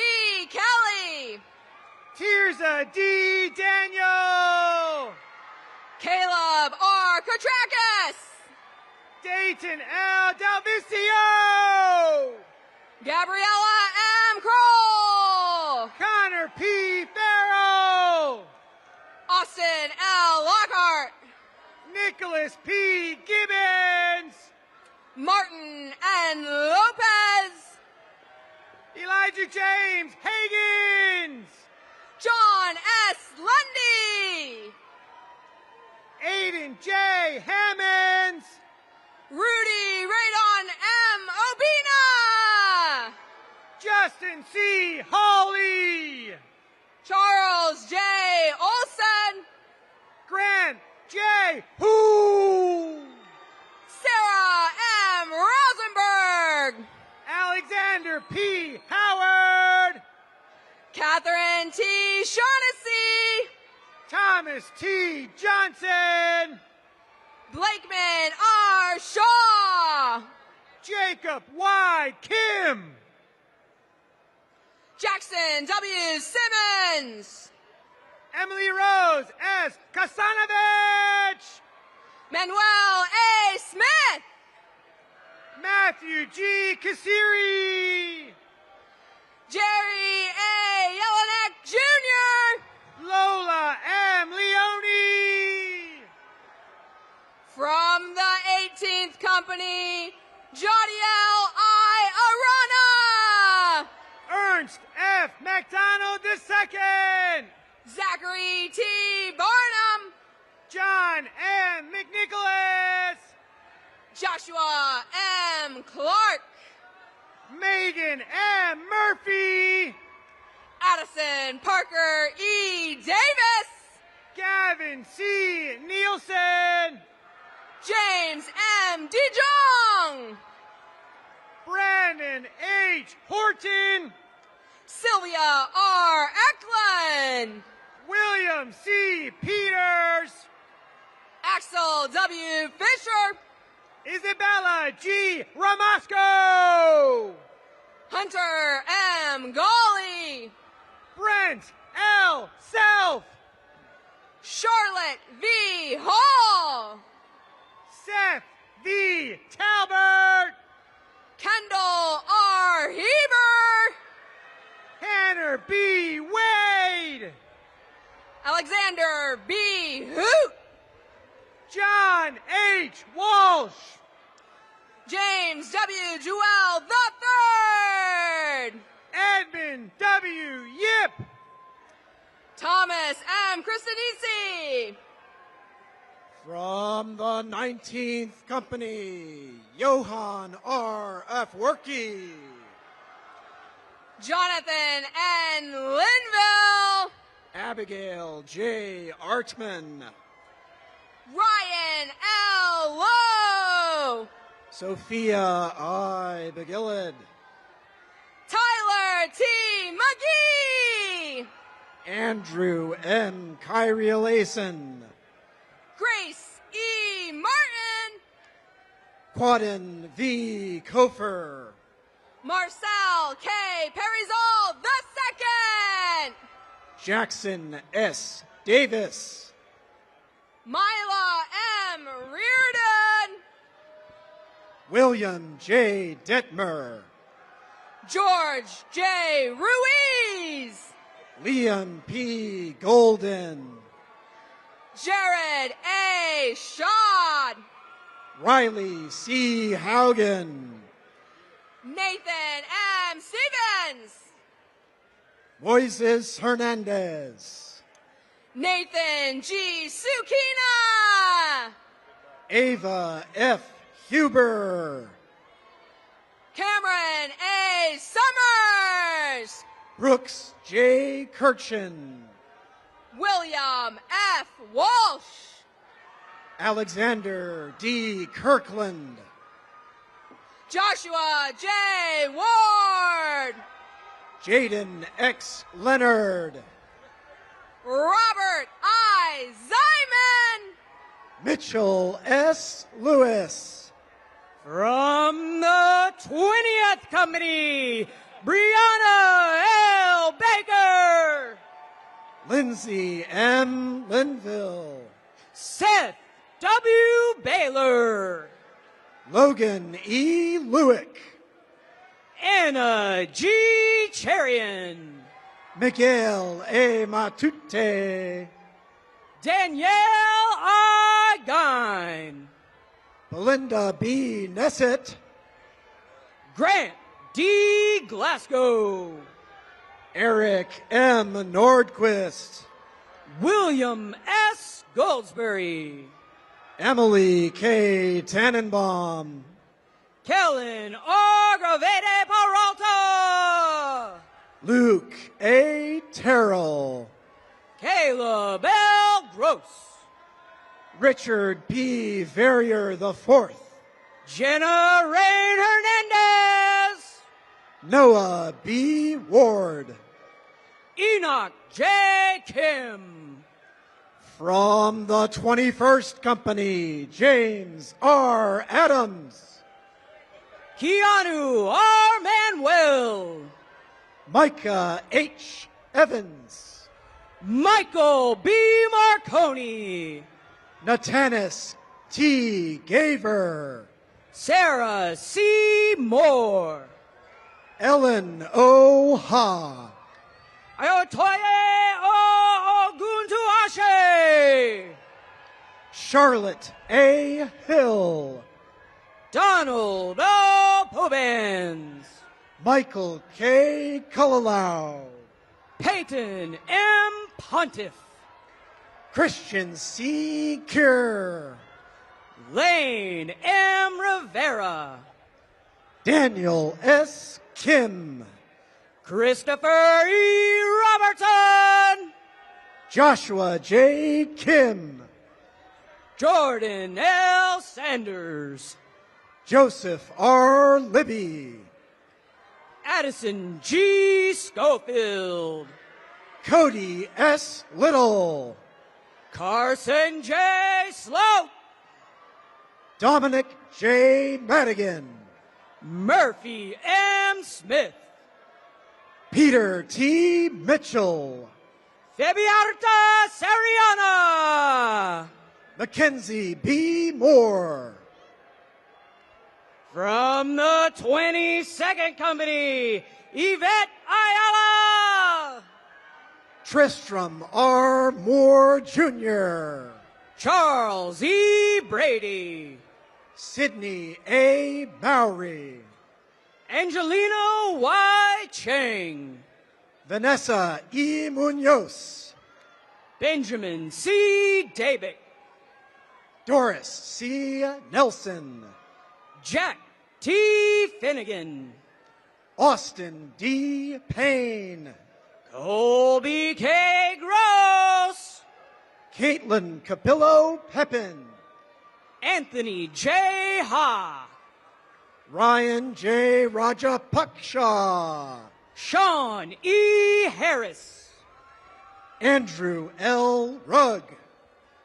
Jeremy R. Heaton, Maurice Paulo B. Salion, Bennett J. Huffman, Alex D. Sanchez, Cecilia B. Iliff, Jackson P. Schuldis, Yoon Sa Jung, Sophia M. Stocker, Cruz C. Kaufman, William B. Webb, Elizabeth A. Kelly, Abigail H. Yose, Brandon J. Coombe, W. Forrest York. Rodrigo Milan, From the 23rd Company, Brown H. Bedard, General Monreal, Joseph B. Camuso, Cole M. Phillips, Caden R. Carey, Joshua D. Potts, Darius D. Dix, Jaheim A. Scott, James P. Flanagan Jr., Alexis N. Smith, Madison N. Gamble, Bennett M. Stenberg, Andrew H. Hare, Turner B. Stepp, David P. Hill, Victoria A. Trevino, Connell T. Hospitales, Jordan R. Urea, Jillian B. Hugh, Connor J. Walcott, Camden C. Johnson, John Luke Warner, Abigail M. Kim, from the 24th Company, Kylie E. Bedard, Thomas F. Maldonado, Joseph P. Bell, Joshua A. McGill, Muhib Ben Mefta, Mimi W. McHugh, Connor M. Cranfield, Caroline M. Meadows, Leonard Cummings III, Dennis J. Moynihan III, John G. Freeman, Ryan M. O'Day, Brianna N. Gibson, Riley J. Reithman, Thomas L. Goldenberg, Robert M. Thompson, Noah J. Harding, Mabel E. Urrutia, Deshaun L. Horton Peel, Margaret D. Ward, Lillian S. Wong, Solomon A. Woldeselassie, Thomas F. Inman, Caroline E. Ziegler, Jeremiah S. Kim, Anthony M. Zunbar, Nathan S. Lee, from the 25th Company, Daniel Hamer, Julamber M. Maige, Isaac E. Abbott, John L. Mandish, Owen S. Archer, David A. Mendoza, Thomas D. Chase Jr., Isabel T. Navolio, Riley W. Clautis,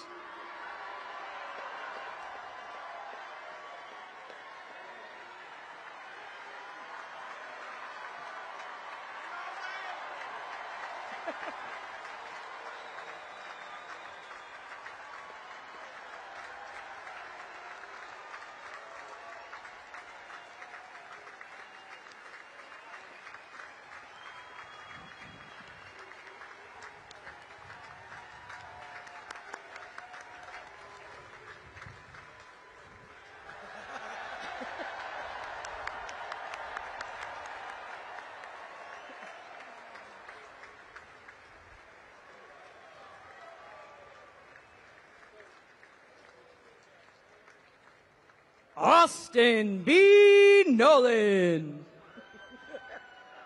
Peter C. DeYoung, Copeland T. Nowell, Cameron R. Delaney, Blake A. Simmons, Kaylee E. Dion, Emily K. Spencer, Marley S. Duncan, Pedro L. Suarez Solar III, Eric A. Eads, Regis L. Velez, Nicholas J. Edwards, Himat S. Walla, Aiden J. Jibo, Jacob P. Welch, David E. Graham. from the 26th Company, Robert O. Booth, Jenna M. Jellidick, Thomas M. Cho, Justin A. Kirkpatrick, Evan T. Conway, Orion J. Kolkowski, Christopher J. Crane, Christian T. Landis, Frank A. Davis Jr., Scott F. Lyons, Harlan G. Dean, Nolan R. McEachin, Benjamin D. Eichholtz, Kieran E. V. McRae, Robert A. Flores, Gabriel Joaquim E. Santiago, Finley C. Golden,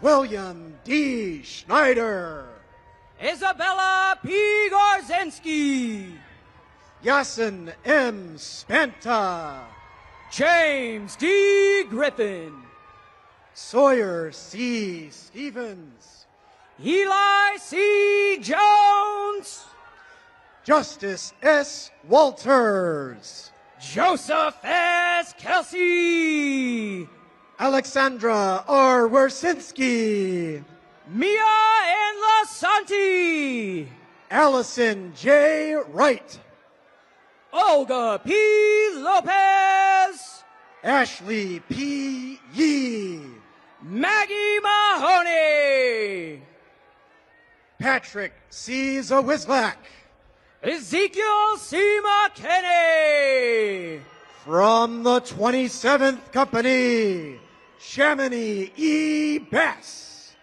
Connor M. Melanowski, T. Cohen Bruner, Harrison J. Morrow, Zachary M. Fuchsluger, David M. Niski, Savannah I. Goska, Samuel R. Norville, Quinn M. Gonzalez, Madison L. O'Donnell, Bianca M. Harris, Alfonso D. Puma, Caroline A. Irwin, Brian A. Strickland, Caitlin S. Johnston, Kelly J. Sullivan, Mallory F. Jordan, Ty M. Webb,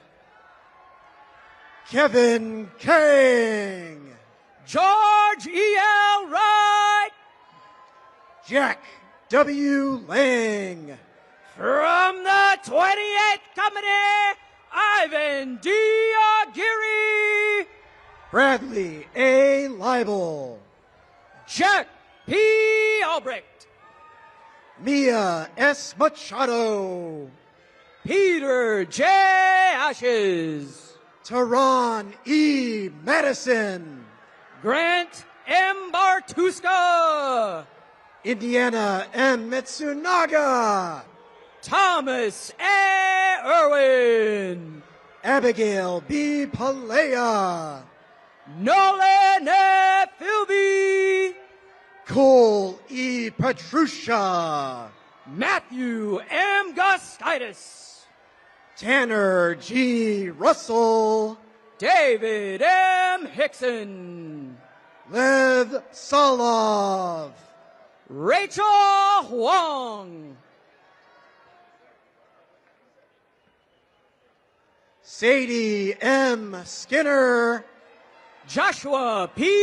Huner, Randy B. Terry II, Kara L. Hunt, Eric I. Tingle, Madeline M. Klippenstein, Son M. Tran, Avery E. Konechny, Tanner J. Wadovic, Nicholas H. Layton, Nicholas J. Zito, Brandon D. Lee, from the 29th Company, Aiden S. Aguilar, Michelle and Angelou D. Mazzo, Andrew B. Bailey, Madeline A. Myers, Sydney G. Bear, Jason Q.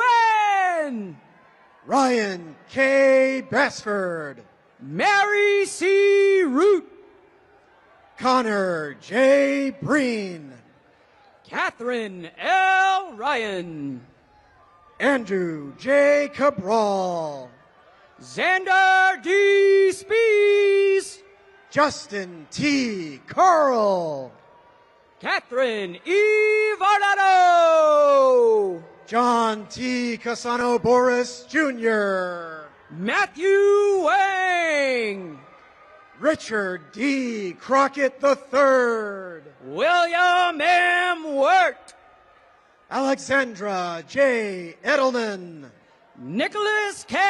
Wydeck, A. J. Hinton, Andrew B. Wilkinson, Mohammed A. Jerby, Ryder J. Idiarte, Catherine B. Kadima, Miriam A. Yusel Lazo, Tatum L. Kelly, from the 30th Company, Samantha A. Abel, Ethan E. Canar, Zoe J. Adama, Benjamin D. Leprod, Ian A.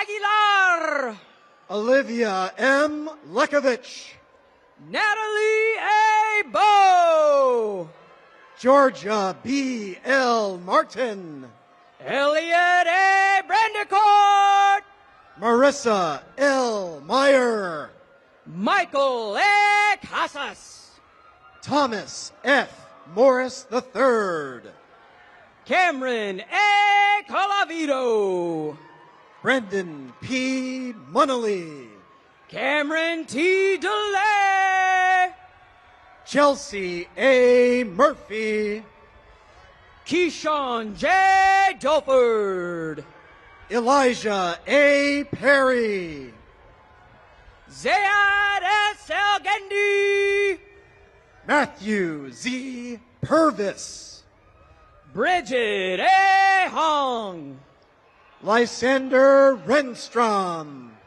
Joseph T. Hudson, Ryan P. Schumann, Ryan W. Kim, Bridget C. Sheridan, Peter E. Lasky, James P. Surjadinata, Timothy H. Lee, Lucas B. Weber, Finbar J. McCosker, Michael T. Whitehouse, Irvin Moreno, Owen R. Wise, Jagan D. Nadia, from the 31st Company, Tariq A. Al-Hazame, Hannah M. Phillips, David E. Avila, Takeshi A. Ross, Cale Krebs, Daniel E. Taylor, Thomas A. DeVito, Jack A. Hubert, Savannah L. Holt, Nicholas A. Valdivieso. Jordan F. Hutchinson. Joshua J. Whitaker. Stephen A. Hutnack. Nicholas D. Zafman. Ian J. Wong. From the 32nd Company, Eva E. Blauvelt. Brandon I. Johnson. Olivia G. Calero. Samuel T. Jones. Owen C. Carrillo. John P. Kelly III. Caleb Joel N. Chen. Garrett L. King. John W. Dallas. Annie J. Lemelin. Jaden C. Evans. Joseph R. Lusby. Christina G. Flores. Luke D. Lynch. M. Storm Gonzalez. Isabella N. Marchi Setjan. Peyton, Ohio. Alan T. Merrill Jr. Hannah E. Hoover. James A. Millett. Ariel M. Hudson. Robert A. Montoya. Robert J. Kittleberger. Elizabeth Marcia Perry. Ethan S. Korwitz. Tiffany A. Shields. John J. Coombe. Kayla V. Sim. Matthew J. Lexa. Caitlin J. Stout. Gavin A. Livingston. Tara M. Thompson. Alexander L. Mills. Lois Y. Michael P. Murphy. Ty C. Van Winkle. Sydney G.L. Niddle. From the 33rd Company, Harrison J. A. Beckwith. Noah G. Nuez. Jacob M. Darrow. Juanito C. Nugroho.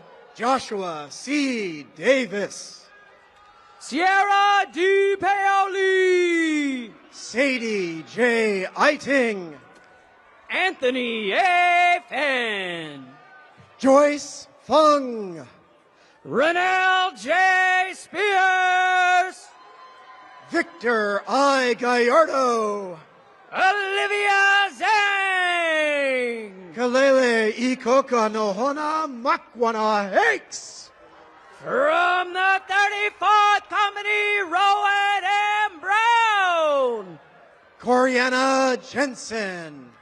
Daniel G. Donovan. Timothy C. Jung. Ryan T. Garber. Christopher G. Kim. Timothy I. Hill. Jaden J. Christer. Use the mic. You're dead.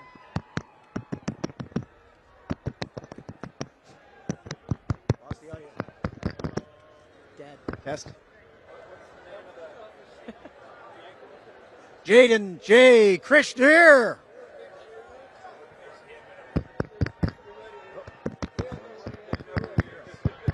There's no AV. No. He didn't take the diploma? I don't know. Well.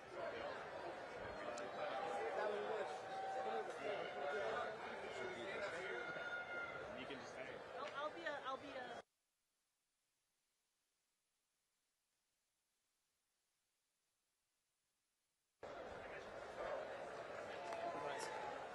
Timothy I. Hill.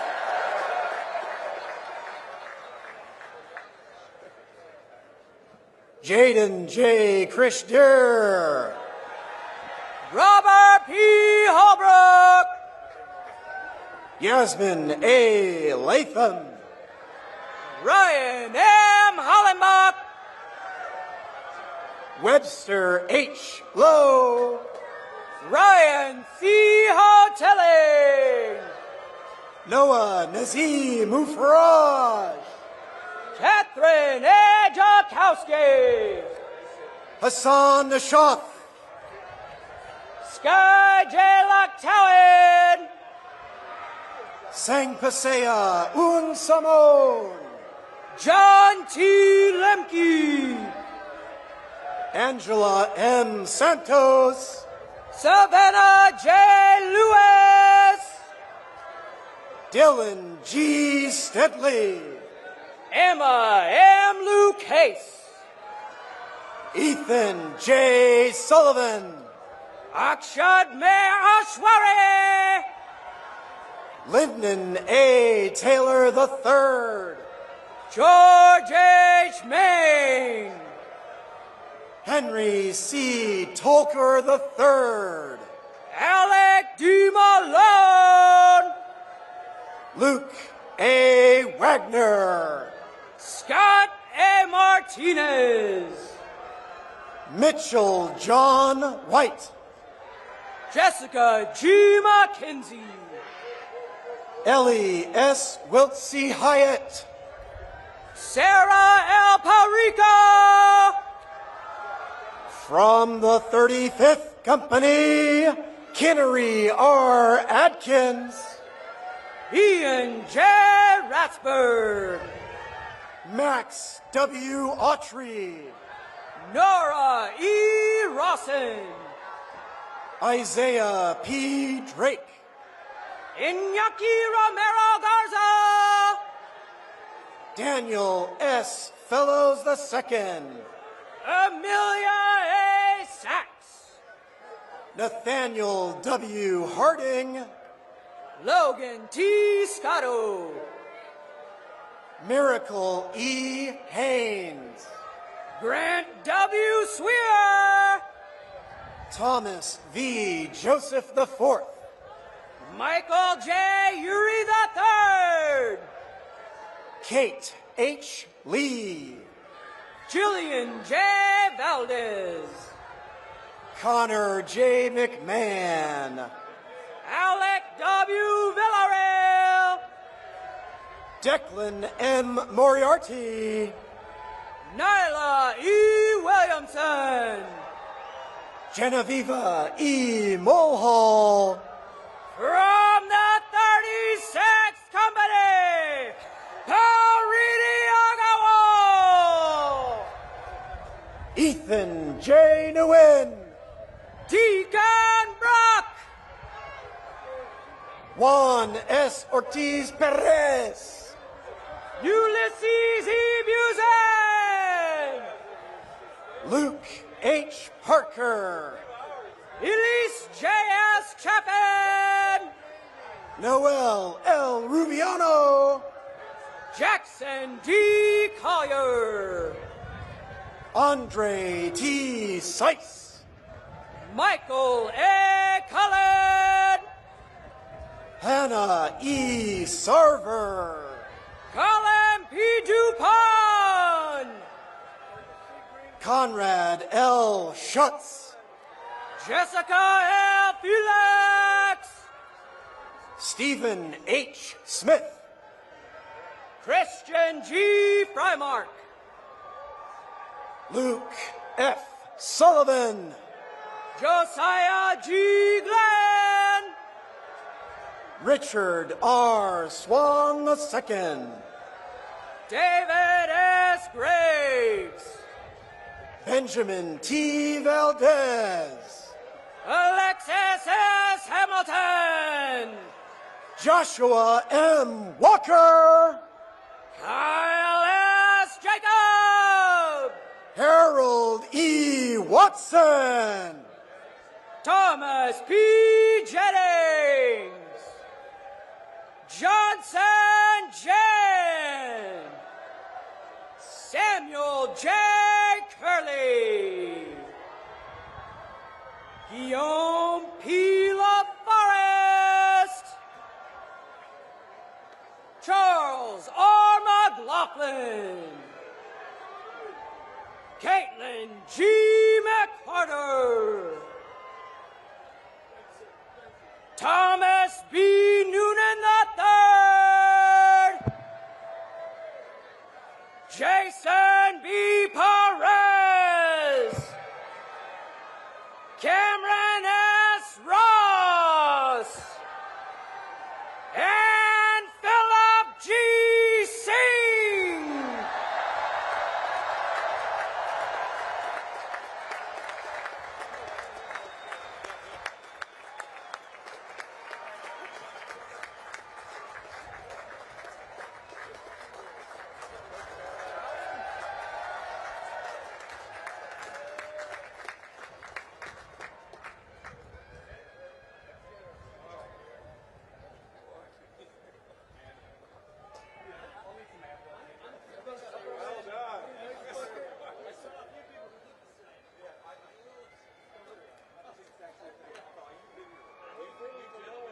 All right.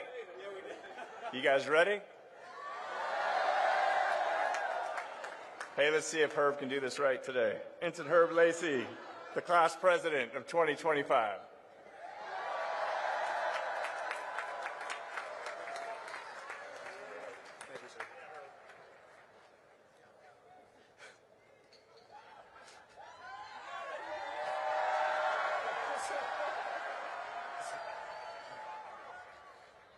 Good afternoon, Vice President Vance, Secretary Phelan, General Smith, Admiral Kilby, Vice Admiral Davids, distinguished guests, family, friends, faculty, staff, and members of our link in the chain, Commander Chikanovich, and the class of 1975. On behalf of the great class of 2025, I thank you all for sharing this momentous occasion with us. Thank you all for your service and how you have and will continue to impact us as we start our military careers. Vice President Vance, sir, if you would please join me on the podium.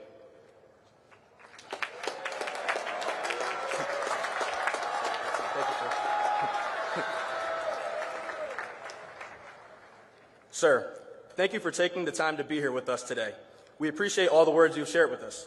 Your insights, not only as our Vice President, but as a Marine, are significant, so we will keep them in our minds as we enter the fleet. On behalf of the class of 2025, I would like to present you with this gift.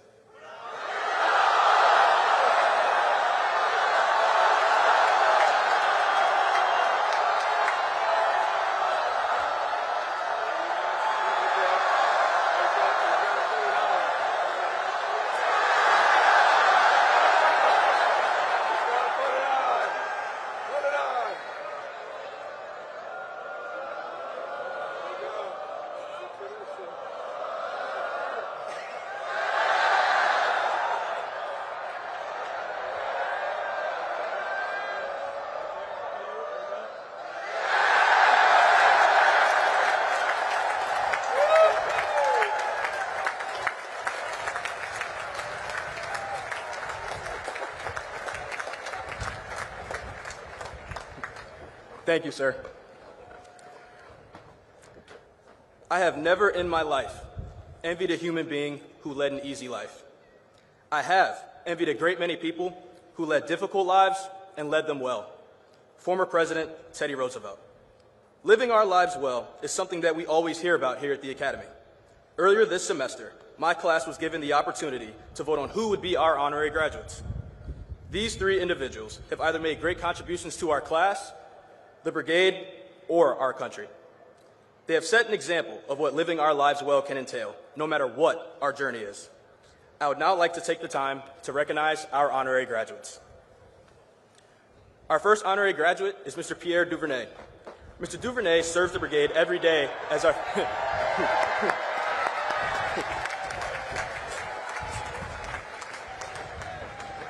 Mr. Duvernay serves the brigade every day as our fueling station manager.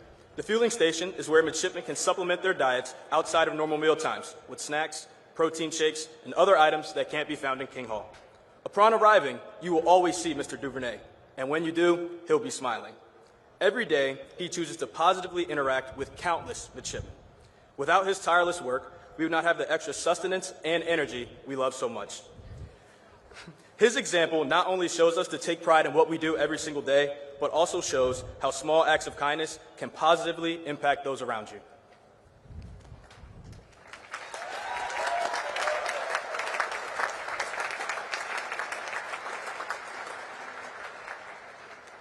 Our second honorary graduate is Major Jeff Ball, a Purple Heart recipient who embodies our core value of courage.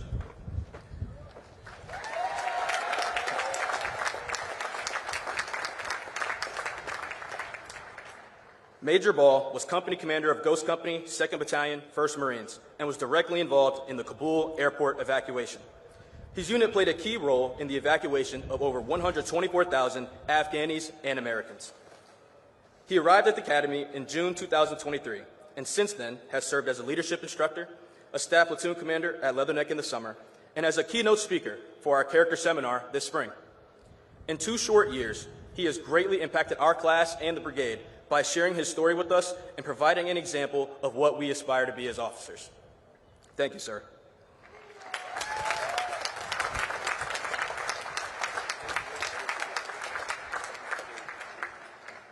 Our third honorary graduate is Ms. Sandra Duplantis and her dog, Ziggy.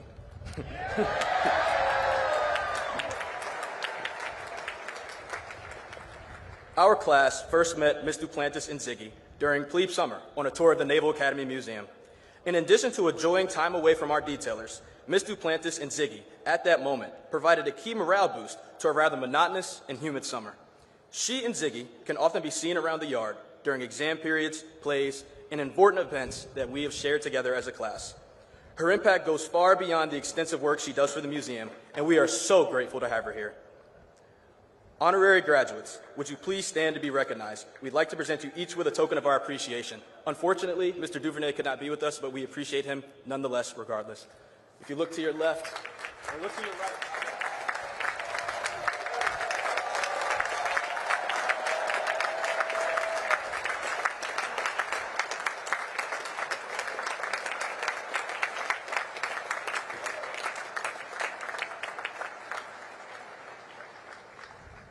So once again, please join me in welcoming and congratulating our 3 honorary graduates to the great class of 2025.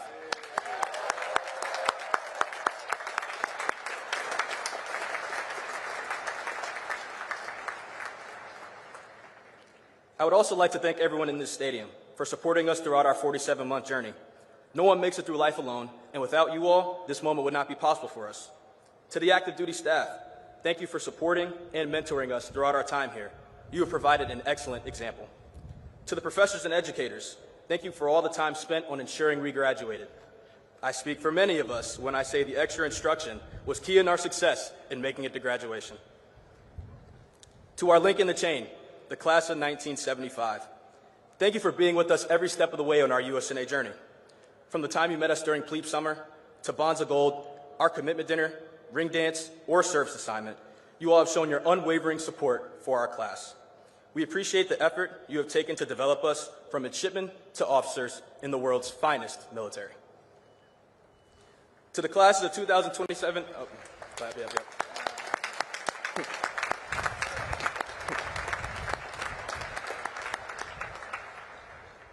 To the classes of 2027 and 2028, please take the time to enjoy the rest of your time here. I promise it goes faster than you think. Your time in the sun for leadership will come. You don't have to get ready if you stay ready, so stay ready. To 2026, you have the reins now. As Dr. Martin Luther King Jr. said, power without love is reckless and abusive. I'd like to think my class did a good job of taking care of you, so ensure you take care of the underclass and take care of each other. Remember, leadership can be fun, but now peer leadership will be a new challenge for you all to develop as the leaders you want to become.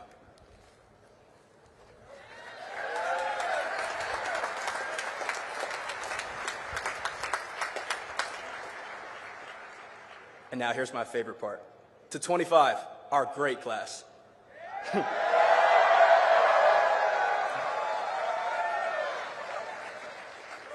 I know your families are waiting on me to finish, so I'll try to stick to my 3 B's.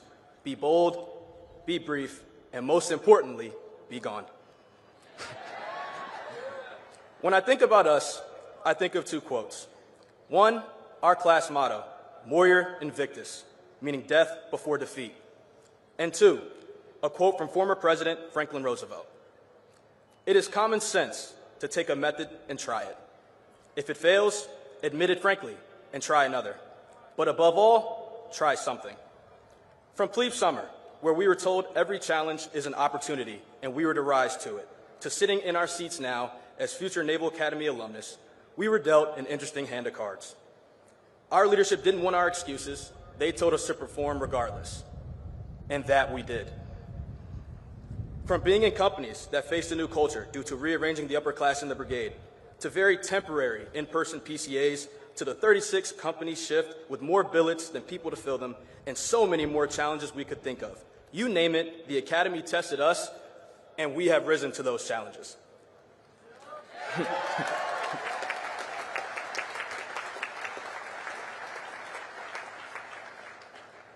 The goal of these 4 years by the Bay is to challenge us in any way possible. In these last 4 years, I think they did a good job of that. Through those challenges, though, we've had a good time or two, whether it was laughing at the small jokes we made as plebes over plebe summer, attending our infamous plebe party, being the first class to do Severn Shellback as youngsters, our ring dance, or many Long Island Thursdays as firsties. Through 4 years, we've made the most of every opportunity to spend time together. So as we commission, and life presents us with more of these inevitable challenges, I ask of us 2 things.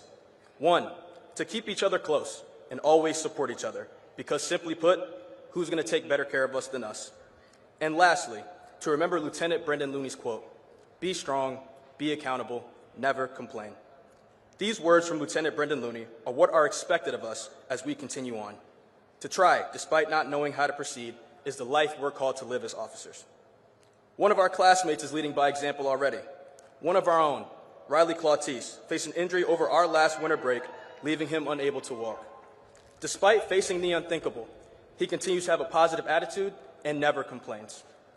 I use Riley as an example, but each of us has a story and a challenge that we have overcome to make it to this point. Many things in this life we cannot control, but we can always control how we respond. The sum of your character is not how many times you fall down, but how many times you're willing to get up and try again.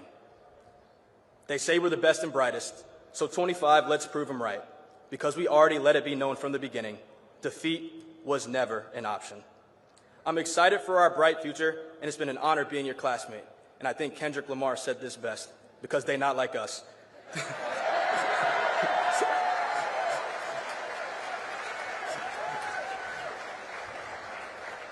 Thank you all. God bless. Prez out.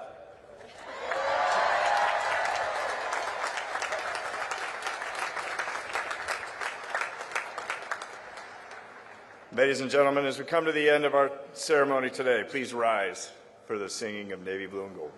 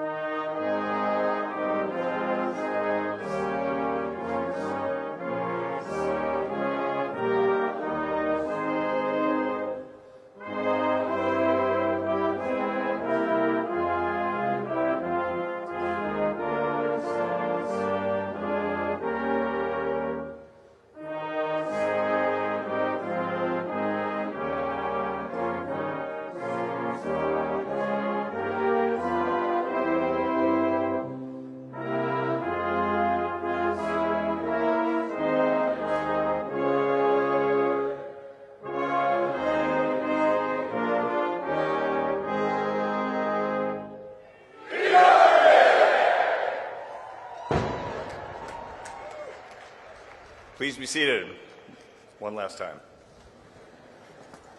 All right. From the class of 2026, their class president, Midshipman Brian Ceballos.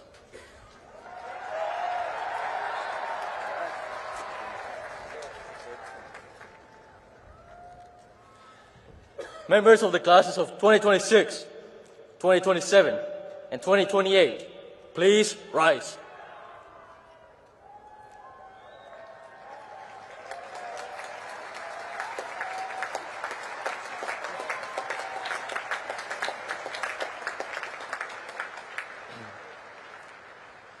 I propose 3 cheers for those about to leave us. Hip hip! Hip hip! Hip hip! Please be seated.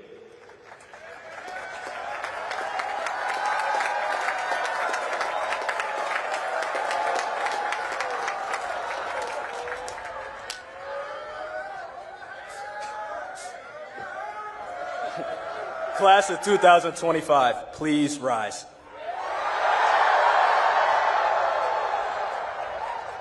I propose 3 cheers for those we leave behind. Hip hip. Hooray! Hip hip. Hooray! Hip hip.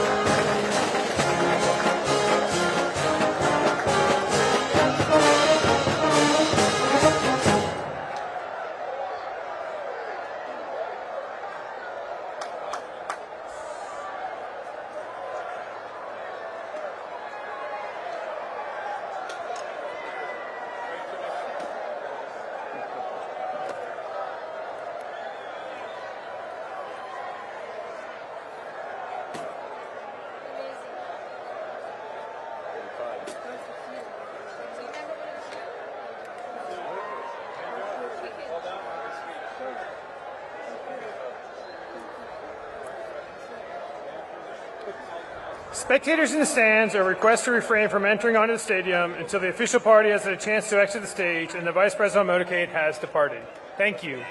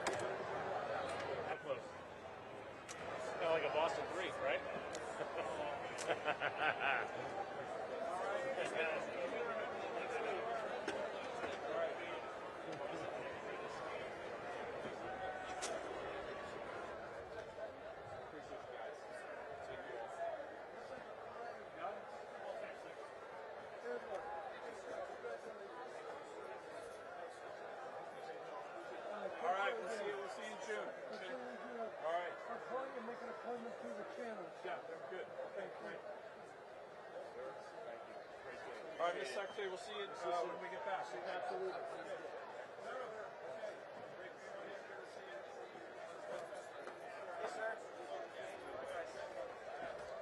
Yes, sir. Saw you last out here for Army-Navy lacrosse. It was colder that day. Good to see you. Okay, yeah, good to see you guys. Thanks.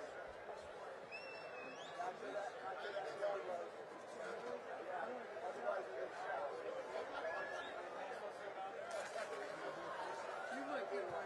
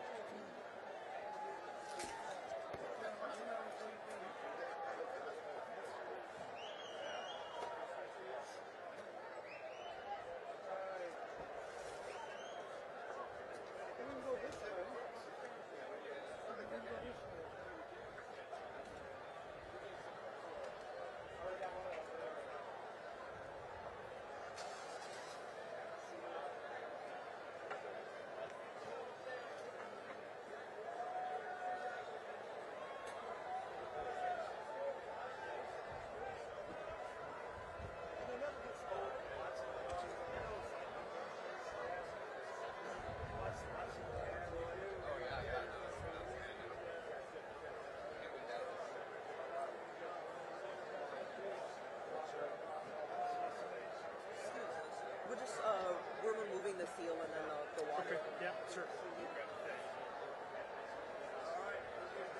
Appreciate that. Yeah. You have See you guys. Yeah.